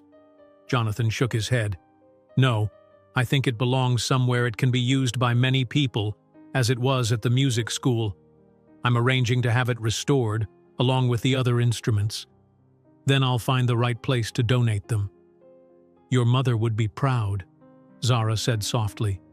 "I hope so," Jonathan replied. "I've been thinking about her a lot lately, about what she sacrificed to give me opportunities, about the values she tried to instill in me." He met Zara's eyes. "I wonder what she would think of the man I've become." "I think she'd see someone trying to find his way back to what matters," Zara suggested. "Someone with the courage to question the path he's been on, even at the peak of conventional success. Or someone who's risking everything he's built on a midlife crisis," Jonathan countered with a self-deprecating smile. "Is that what you think this is?" Zara challenged gently. Just a temporary crisis? Jonathan considered the question seriously. No, he said finally. This feels more like awakening from a long sleepwalk, remembering who I am beneath the roles and achievements and accumulated wealth. That's what I see too, Zara affirmed. Not a crisis, but a reclamation. After dinner, they moved to the piano, where Zara had placed the sheet music for the Schubert duet they'd played at her gathering. Without discussion, they sat side by side on the bench and began to play. Their coordination had improved since that first attempt, each anticipating the other's interpretive choices, creating something that was more than the sum of their individual contributions. When they finished, neither moved away immediately, the closeness both comforting and charged with unspoken possibility. I've been thinking about what happens next, Jonathan said quietly. With Ethan, with this new direction. And I'm prepared to fight for it, even if it means risking my position. The company has been my life for so long, but if it can't evolve in this direction, maybe it's time for me to move on. The words surprised him as he spoke them, but he recognized their truth. That's a significant shift, Zara observed. A week ago, I'm not sure you could have imagined your life apart from Ethan. A week ago, I couldn't imagine a lot of things that now seem possible, Jonathan said, his gaze meeting hers with new intensity. Zara held his gaze, neither advancing nor retreating from the moment's intimacy. Like what? Like finding someone who sees past all the external trappings to the person underneath. Someone who challenges me to question assumptions I've held for decades. Someone who plays Schubert with me at midnight and makes me believe I can be more than just a successful CEO. Zara's expression softened, but she maintained a gentle directness that Jonathan had come to value. I'm glad to be that person for you, but I'm also cautious about becoming a symbol in someone else's transformation story. What do you mean? Jonathan asked, genuinely curious rather than defensive. Sometimes when people are going through profound changes, they attach special significance to whoever happens to be there at that pivotal moment, Zara explained. It's easy to conflate the catalyst with the change itself. Jonathan nodded slowly, appreciating her honesty. You're worried I'm not seeing you clearly, just what you represent in my current journey. It's a reasonable concern given the condensed timeline and the magnitude of what you're experiencing, Zara pointed out. 2 weeks ago, we were strangers. True, Jonathan acknowledged, but some connections don't follow conventional timelines. He took her hand, a deliberate gesture that felt both bold and natural. I don't know where this is going, Zara. I don't know if what I'm feeling is partly wrapped up in all these other changes, but I do know it's real, and I'd like to explore it, whatever it is, if you're willing. Zara looked down at their joined hands, then back to his face. I'm willing, she said simply, with eyes open on both sides. Jonathan felt something shift between them, a mutual acknowledgement of possibilities that extended beyond friendship but required care and patience to navigate. Neither rushed to define or contain it, content to let it unfold naturally alongside the other transformations in progress. As the evening grew late, Jonathan reluctantly prepared to leave, aware of the early meeting with his executive team scheduled for the following morning. At the door, the goodbye was different this time, a brief but tender kiss that acknowledged the evolving nature of their connection while respecting its newness. Walking to the elevator, Jonathan felt a strange combination of uncertainty and clarity. The path ahead with Ethan would be difficult, possibly even untenable if the board opposition solidified. His relationship with Zara was nascent, undefined, potentially complicated by his ongoing personal evolution. Yet beneath these uncertainties, he felt more aligned with himself than he had in decades, more connected to his values, his history, his humanity. The following week brought escalating tensions at Ethan. Word of Jonathan's proposed changes had leaked to the tech press, generating headlines ranging from Ethan CEO's ethical awakening to Pierce's midlife crisis threatens investor returns. The company's stock price fluctuated wildly as analysts debated whether his vision represented visionary leadership or corporate suicide. On Thursday morning, Jonathan arrived at his office to find Marcus waiting with a grim expression. "Vantage has been making calls," Marcus reported without preamble, "trying to build a coalition of investors to force a leadership change." Jonathan nodded, unsurprised. "How much traction is he getting?" "Mixed. Some are intrigued by the vision, especially the younger funds with ESG mandates. Others share his concerns about short-term performance." Marcus hesitated. "There's also internal dissent. The engagement optimization team feels threatened, understandably. They're worried their metrics, the ones they've been rewarded for improving, are suddenly being painted as problematic." "That's fair," Jonathan acknowledged. "We need to address those concerns directly. Set up an all-hands meeting for tomorrow, and get me a list of potentially affected teams so I can meet with them individually." As Marcus turned to leave, Jonathan added, "And find out who leaked to the press. Not for punishment. I just want to understand what narrative they're trying to control." Alone in his office, Jonathan reviewed the draft of the official announcement detailing Ethan's new direction. The document represented weeks of work with the executive team, legal counsel, and outside ethicists to articulate a vision that was both principled and pragmatic.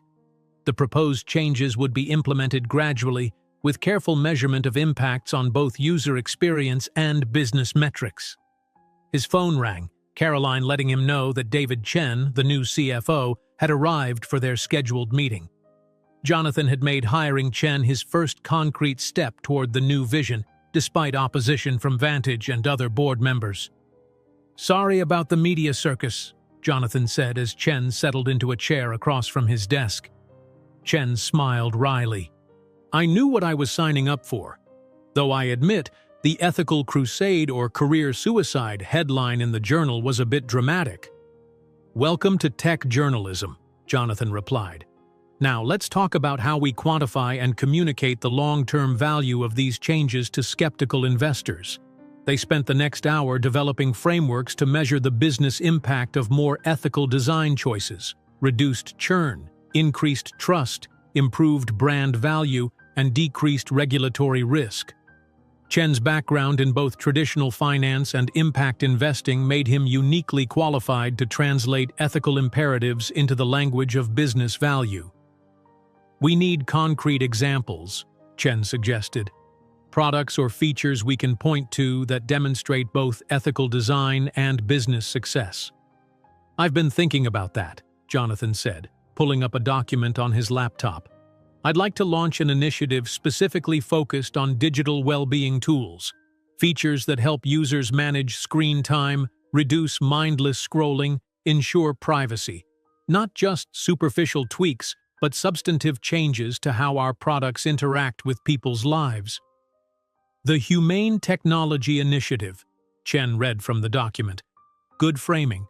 Positions us as leaders rather than simply responding to criticism." As they continued refining the strategy, Jonathan felt a growing certainty that this was the right path, despite the obstacles. Chen's calm competence and shared values reinforced his confidence that Ethan could evolve without losing its innovative edge. Later that afternoon, Jonathan received a text from Zara. "My students are performing at a small jazz club in the village tonight. Last-minute substitute for a cancelled act. Come if you can, 9 p.m. at the Blue Note." Jonathan checked his calendar. He had a dinner with potential strategic partners scheduled until 8:30. "I'll try to make it by 9:30. Save me a seat? You'll have to stand at the back like all the other latecomers," came the teasing reply. "But I'll save you a drink." The prospect of seeing Zara lightened Jonathan's mood as he headed into his next meeting. They'd seen each other several times since their kiss, carefully navigating the evolving terrain between them. Neither rushed to define their relationship, both aware of the complexities involved: his ongoing personal and professional transformation, her legitimate concerns about becoming entangled in someone else's reinvention story. Yet each encounter deepened their connection. They'd played more duets on both his Steinway and her upright. They'd discussed books, debated the ethics of technology, shared quiet dinners at her apartment and his. They'd begun to learn each other's habits, preferences, histories, the small intimacies that form the foundation of something meaningful. By the time Jonathan arrived at the Blue Note, it was nearly 10 p.m. The club was packed, the air thick with conversation and the rich sounds of a talented student ensemble playing sophisticated arrangements of jazz standards. He scanned the crowd, finally spotting Zara at a small table near the stage, nodding in time with the music. As he made his way toward her, Jonathan noticed several heads turning, whispers of recognition following in his wake. His recent media exposure had made his face more broadly familiar beyond business circles. When he reached Zara's table, she looked up with a bright smile that eased the tension he'd been carrying all day. "Sorry I'm late," he said, bending to kiss her cheek. "The partners' dinner ran long." "You're here now," Zara replied, sliding a glass of whiskey toward him. "What do you think of my students?" "They're excellent," Jonathan said sincerely, listening as the ensemble moved through a complex improvisation. "That trumpet player is extraordinary." Marcus, first-year grad student, focused on West African influences on American jazz. Zara's pride in her students was evident. Most of them are studying ethnomusicology, but they're all skilled performers too. Jonathan settled in, allowing the music to wash away the stress of the day. Watching Zara in this context, respected mentor, passionate advocate for her students' talent, added another dimension to his understanding of her. She existed fully in this world that had nothing to do with him or his recent awakening, a world she had built through years of dedicated work and authentic passion. During a break between sets, several students approached their table, greeting Zara warmly and regarding Jonathan with curious glances. "Everyone, this is Jonathan," Zara introduced simply, without mentioning his last name or position. "Jonathan, meet the next generation of musical anthropologists and performers." They shook hands, the students asking Jonathan about his musical background and seeming genuinely interested in his recent return to piano. No one mentioned Ethan or tech, either not recognizing him or politely avoiding the topic. "Professor Watson says you're working on the Schubert Fantasia," said Marcus, the trumpet player. "That's a challenging piece." "I'm relearning it after a 20-year hiatus," Jonathan admitted. "Professor Watson is patient with my rustiness." "She's demanding but fair," Marcus replied with a grin toward Zara. "Expects excellence but understands the process of getting there." "An apt description," Jonathan agreed, catching Zara's eye with a warm glance. As the students returned to the stage for their second set, Zara leaned closer to Jonathan. "I saw the Wall Street Journal article today. Ethical crusade or career suicide? Subtle journalism. The media loves a dramatic narrative," Jonathan said, taking a sip of his whiskey. "Though in this case, they might not be entirely wrong about the risks." "How bad is it?"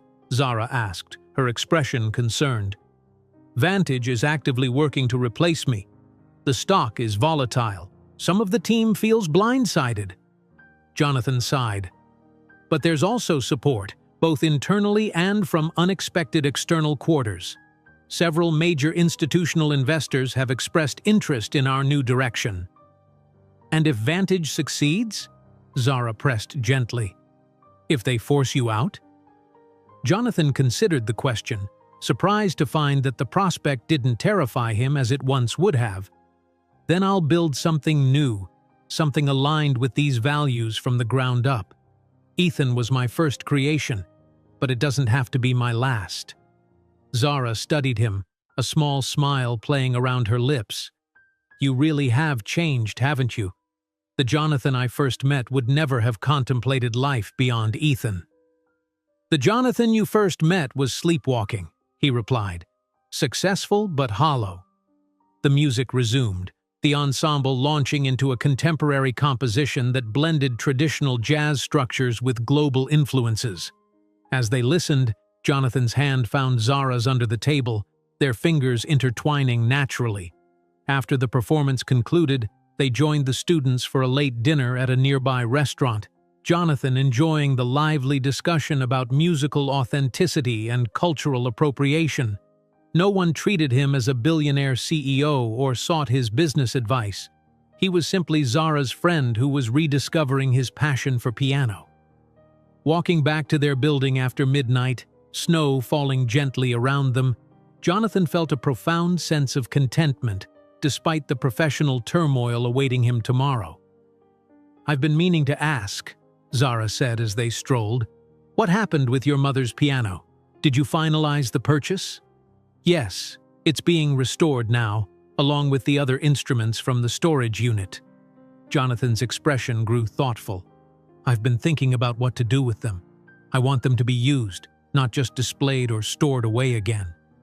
"What are you considering?" "A music education program for underserved communities," Jonathan replied. "Not just providing instruments, but also instruction, performance opportunities, exposure to different musical traditions."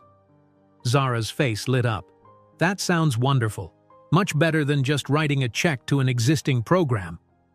"I'd like your input on the design," Jonathan said. "Your expertise in both music education and cultural anthropology would be invaluable."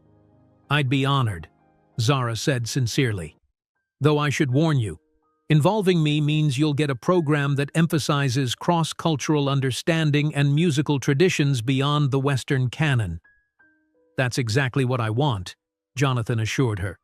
"Not just classical training, but a broader exploration of how music connects communities and preserves cultural memory." They had reached their building, stepping into the warm lobby with snow melting on their coats. In the elevator, Jonathan found himself reluctant to part ways. "Would you like to come up?" he asked as they approached Zara's floor. "I've been practicing a new piece I'd like you to hear." Zara hesitated only briefly before nodding. "I'd like that." In Jonathan's penthouse, the Steinway dominated the once minimalist living room, sheet music scattered across its surface. The space had transformed in other ways too. Books stacked on coffee tables, framed photographs Jonathan had unearthed from storage, a colorful throw Zara had brought one evening when she complained about the sterile decor. Jonathan removed his coat, gesturing for Zara to make herself comfortable while he prepared coffee. She wandered to the piano, examining the music he'd been practicing. "Debussy's Reverie," she noted. "Beautiful choice." "It reminds me of you," Jonathan said simply, returning with 2 mugs. Thoughtful, complex, unexpectedly moving. Zara accepted the coffee with a smile that suggested she found his comparison both charming and slightly amusing. "Play it for me?" Jonathan sat at the piano, collecting himself before beginning the gentle, dreamlike piece. His technique was improving with regular practice, though still not what it had been in his youth. But his interpretation had gained something his youthful playing had lacked: emotional depth, a lived understanding of the piece's contemplative mood. When he finished, Zara had moved to stand beside the piano, her expression soft in the dim light. "That was lovely," she said quietly. "You're finding your own voice with it." "I had a good teacher," Jonathan replied, looking up at her. "Someone who reminded me that music is about expression, not just technical perfection." Zara set her mug down on the piano, careful to use a coaster. "You would have remembered that eventually, with or without me." "Perhaps," Jonathan acknowledged, "but I'm grateful it was with you." He reached for her hand, drawing her gently down to sit beside him on the bench. "You've become important to me, Zara, more than I expected, more than makes rational sense given how briefly we've known each other." "Rationality is overrated," Zara replied, her tone light but her eyes serious, "especially when it comes to connections between people." "Does that mean you're no longer concerned about being a symbol in my transformation story?" Jonathan asked, recalling her earlier caution. "I'm still cautious," Zara admitted. "This has all happened so quickly, and you're in the middle of enormous changes. But," she squeezed his hand, I also recognize that sometimes life brings people together at exactly the right moment, for reasons that transcend conventional timing. Jonathan lifted her hand to his lips, kissing it gently. I don't know what happens next. With Ethan, with this music program, with us. But I do know that meeting you has awakened something essential in me, something I can't ignore or suppress again. Then don't, Zara said simply, leaning forward to kiss him properly, a kiss that held both tenderness and promise. Later, as they sat on his balcony despite the cold, wrapped in blankets and watching the city lights shimmer through the falling snow, Jonathan's phone chimed with an email notification. He almost ignored it, reluctant to break the peaceful moment, but the sender's name caught his attention. It's from Emma Chen, one of the board members, he explained to Zara, the one who questioned the competitive implications of our new direction. What does she say? Zara asked, pulling her blanket tighter around her shoulders. Jonathan scanned the email, his expression growing more serious as he read. Vantage has called for an emergency board meeting tomorrow. He's formally proposing a leadership change. He looked up at Zara. This is happening faster than I expected. What will you do? Zara asked, concern evident in her voice. Jonathan took a deep breath, surprising himself with the calm he felt despite the direct threat to his position. I'll make my case as persuasively as possible. I'll fight for this vision because I believe in it. But if the board votes against me, he shrugged, then perhaps Ethan and I have reached the natural conclusion of our journey together. Zara studied him in the dim light. You really mean that, don't you? You're prepared to walk away from the company you built. I'm prepared to stay true to what I believe is right, Jonathan corrected gently, even if that means letting go of something that's been central to my identity for 20 years. She reached for his hand under the blankets. Whatever happens tomorrow, you won't face it alone. Jonathan squeezed her hand, drawing strength from her presence, from the music they'd shared, from the growing certainty that whatever the board decided, he was finally on the right path, one aligned with his deepest values rather than external metrics of success. Jonathan arrived at Ethan headquarters early, the winter sun just beginning to illuminate the Manhattan skyline. The emergency board meeting wasn't scheduled until 10, but he wanted time to center himself, to prepare for what might be the most consequential presentation of his career. He walked through the quiet offices, remembering the early days when the entire company consisted of just 6 people working in a converted warehouse in Brooklyn. How proud he'd been when they'd moved into their first real office, then their second, and finally this gleaming tower with its sweeping views and state-of-the-art facilities. Ethan had been his life's work, his identity, his purpose for so long. And yet, as he stood looking out at the city awakening below, Jonathan felt a surprising peace. Whatever happened today, he had found something that transcended professional achievement, a reconnection with himself, with what truly mattered to him beyond success and status. Marcus arrived shortly after, carrying 2 cups of coffee from the artisanal shop Jonathan preferred. Thought you might need this, he said, handing one over. Big day. Thanks, Jonathan replied, taking a grateful sip. Have you heard anything more about how the votes are lining up? Marcus leaned against the window, his expression grave. It's going to be close. Vantage has definitely secured support from the more traditional investors, Meridian Capital, Summit Partners. But Emma is leaning our way, and she carries influence with several others. He paused. There's something else you should know. Vantage has already approached several potential replacement CEOs. Sources say he's got someone lined up if the vote goes his way. Jonathan nodded, unsurprised. That's been his plan from the beginning. This isn't just about my new direction. It's about control of Ethan's future. Are you ready for this? Marcus asked quietly.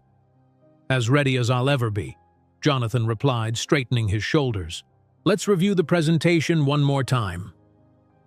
By 10 o'clock, the boardroom was filled with tension so thick it seemed to vibrate in the air. The 12 board members sat around the polished table, faces carefully neutral as Jonathan entered with Marcus and David Chen. Richard Vantage's expression was the only openly hostile one, his mouth set in a grim line of determination. "Good morning," Jonathan began, taking his place at the head of the table. "I understand this emergency meeting was called to discuss concerns about Ethan's new strategic direction and my leadership. Before we move to any formal motions or votes, I'd like to address these concerns directly." Vantage leaned forward.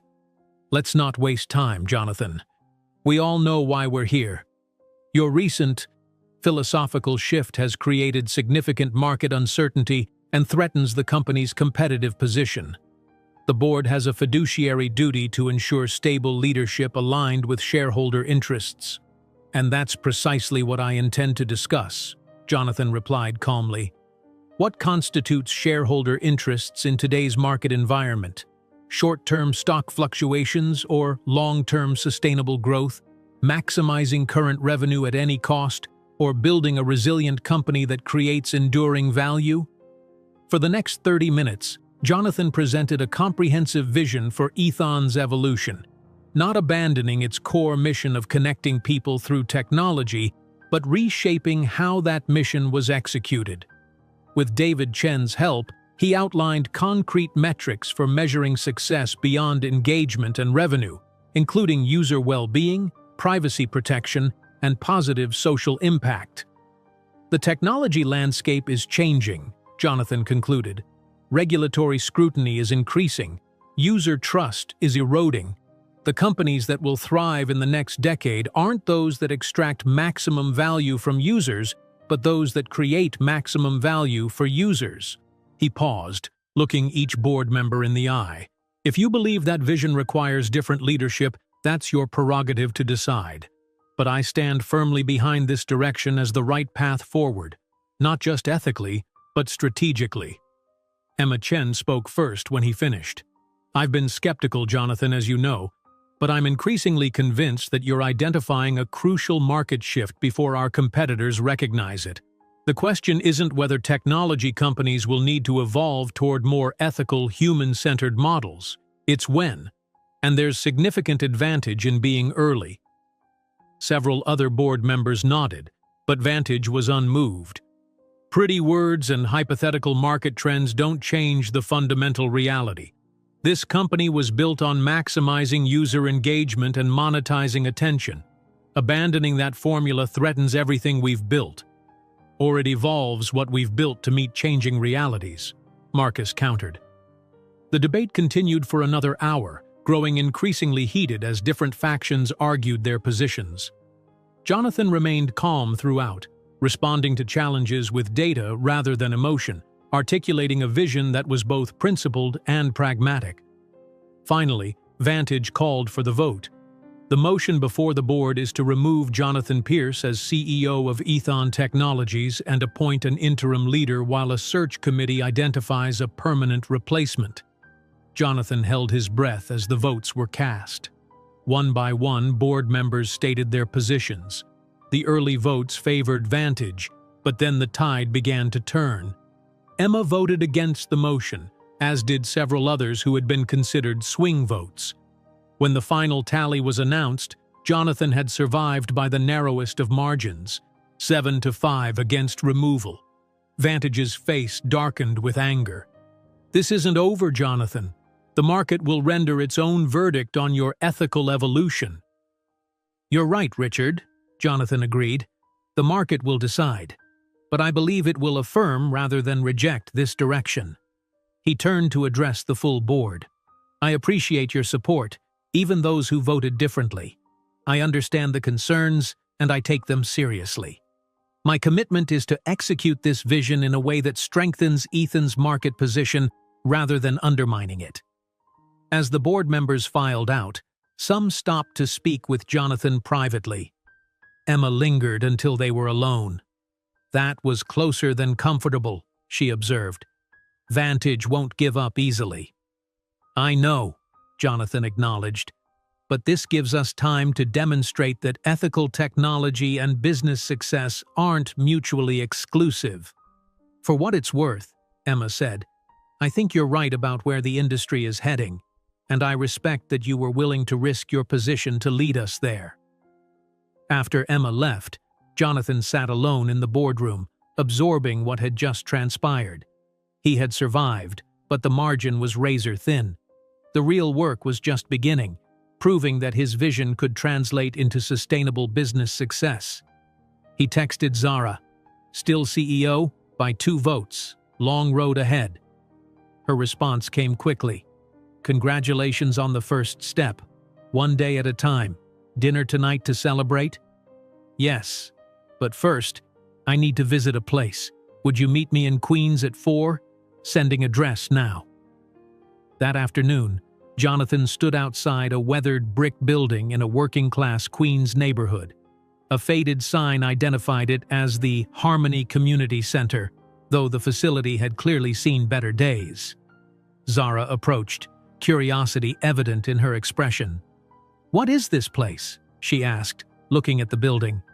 "Currently, an underfunded community center serving a diverse neighborhood," Jonathan explained. "But I've been in talks with the director about expanding their programs." He took her hand. "I want to show you something." Inside, a middle-aged woman with kind eyes greeted them. "Mr. Pierce, right on time. Everything's set up in the back room." She led them through a maze of hallways to a large room that might once have been a gymnasium. In the center stood a collection of musical instruments, violins, cellos, flutes, trumpets, and in the middle, a refurbished upright Yamaha piano that Jonathan recognized immediately. "My mother's piano," he said softly, "along with the other instruments from the music school, all restored and ready for new students." Zara walked slowly around the collection, running her fingers gently over the piano's polished surface. "This is incredible, Jonathan. But why here specifically?" "This center serves 3 schools with no music programs due to budget cuts," Jonathan explained. "The director has been trying to start music education for years but lacked instruments and funding for teachers." He turned to the woman who had greeted them. "Ms. Daniels has agreed to let us launch a pilot program here." "Us?" Zara asked, raising an eyebrow. "I was hoping you might help design the curriculum," Jonathan said. "Something that combines traditional music education with your expertise in diverse musical traditions. The foundation would provide funding for instruments, space, and teachers' salaries." "Foundation?" Zara questioned. "The Pierce Family Music Foundation," Ms. Daniels explained. "Mr. Pierce established it last week. Quite generous initial funding, I must say." Zara turned to Jonathan, surprise evident in her expression. "You've been busy." "Preparing for either outcome today," Jonathan admitted. "If I'd lost the vote, this would have become my primary focus. Since I won, it will have to be a parallel passion alongside Ethan." "I'd be honored to help design the program," Zara said, her eyes bright with excitement. "I have so many ideas already. Collaborations with Columbia's ethnomusicology department, guest instructors from different cultural traditions, performance opportunities that highlight diverse musical heritages." Ms. Daniels beamed. "This will mean so much to our community. Music education changes lives." "It certainly changed mine," Jonathan said, moving to the piano. "May I?" At Ms. Daniels' nod, he sat at the bench, feeling a wave of emotion as his fingers touched the keys that his mother had played decades ago. The piano had been expertly restored, its tone warm and resonant. Without thinking, Jonathan began to play Chopin's Nocturne in C-sharp minor, the piece that had drawn him to Zara's door that first night. As the haunting melody filled the room, Jonathan closed his eyes, feeling his mother's presence, her love of music that she had passed to him despite their limited circumstances. He played with a depth of feeling that technical perfection could never match, each note carrying the weight of memory, loss, rediscovery, and hope. When he finished, he looked up to find both women wiping away tears. "Your mother would be proud," Zara said softly, coming to sit beside him on the bench. "Not just of your playing, but of what you're doing with her piano, making sure other children have the gift of music in their lives." "I hope so," Jonathan replied. "She always said everyone deserves beauty, regardless of circumstance. Later that evening, they sat on the balcony of Jonathan's penthouse, a bottle of champagne between them to celebrate his narrow victory at the board meeting. The city lights sparkled below, and a gentle snow had begun to fall again, adding to the sense of quiet enchantment. "So what happens now?" Zara asked, drawing her blanket closer against the cold. "With Ethan? With the foundation? With everything?" Jonathan considered the question, watching the snow drift down over Manhattan. "With Ethan, we start implementing the changes gradually, measuring impacts, proving that ethical technology can also be profitable technology. It won't be easy. Vantage will scrutinize every metric, looking for evidence to validate his opposition." "And the foundation?" "We start small, with the program at Harmony Center, learn what works, then expand to other communities." Jonathan looked at her. "If you're willing to be involved long-term, it would mean a lot to me." Zara reached for his hand under the blankets. "I'd love to be part of it. It's a perfect marriage of my academic work and practical impact." "And us?" Jonathan asked quietly. "What happens with us?" Zara turned to face him fully, her expression thoughtful. "I think we continue doing what we've been doing, getting to know each other, making music together, supporting each other's journeys. Not rushing, but not holding back either." "That sounds perfect," Jonathan said, leaning in to kiss her gently. "Though I should warn you, I'm starting to fall in love with you, Dr. Watson. If that complicates things, now would be the time to mention it." Zara laughed, the sound warm in the cold night air. "It doesn't complicate things at all, Mr. Pierce, because I'm starting to fall in love with you too, despite my better judgment." "I'll take that as a ringing endorsement," Jonathan replied with a smile. They sat in comfortable silence for a while, watching the snow transform the city, each lost in their own thoughts, yet connected in the moment. "You know what I've been thinking about?" Jonathan said finally. "The night I heard you playing Chopin at 3 a.m., how close I came to ignoring it, to staying in my penthouse, isolated in my success." "But you didn't," Zara pointed out. "Something in you was ready to follow the music, to take that risk." "Something in me remembered who I used to be," Jonathan agreed. "Before Ethan, before the wealth and status. Someone who loved music and valued connection and believed in creating things that mattered." "That person was never really gone," Zara said, squeezing his hand. "Just waiting for the right moment to re-emerge." "The right music," Jonathan corrected, "and the right musician to play it." Above them, the snow continued to fall, covering the city in a blanket of pristine white, transforming the familiar landscape into something new and full of possibility. In his penthouse that no longer felt empty, Jonathan Pierce, still CEO of Ethan Technologies but now so much more than just that role, sat with the woman who had helped him remember who he truly was, planning a future that balanced achievement with meaning, success with purpose, innovation with humanity. And somewhere, he liked to think, his mother was smiling, pleased that her son had finally remembered that everyone deserves beauty in their lives, regardless of circumstance, including himself.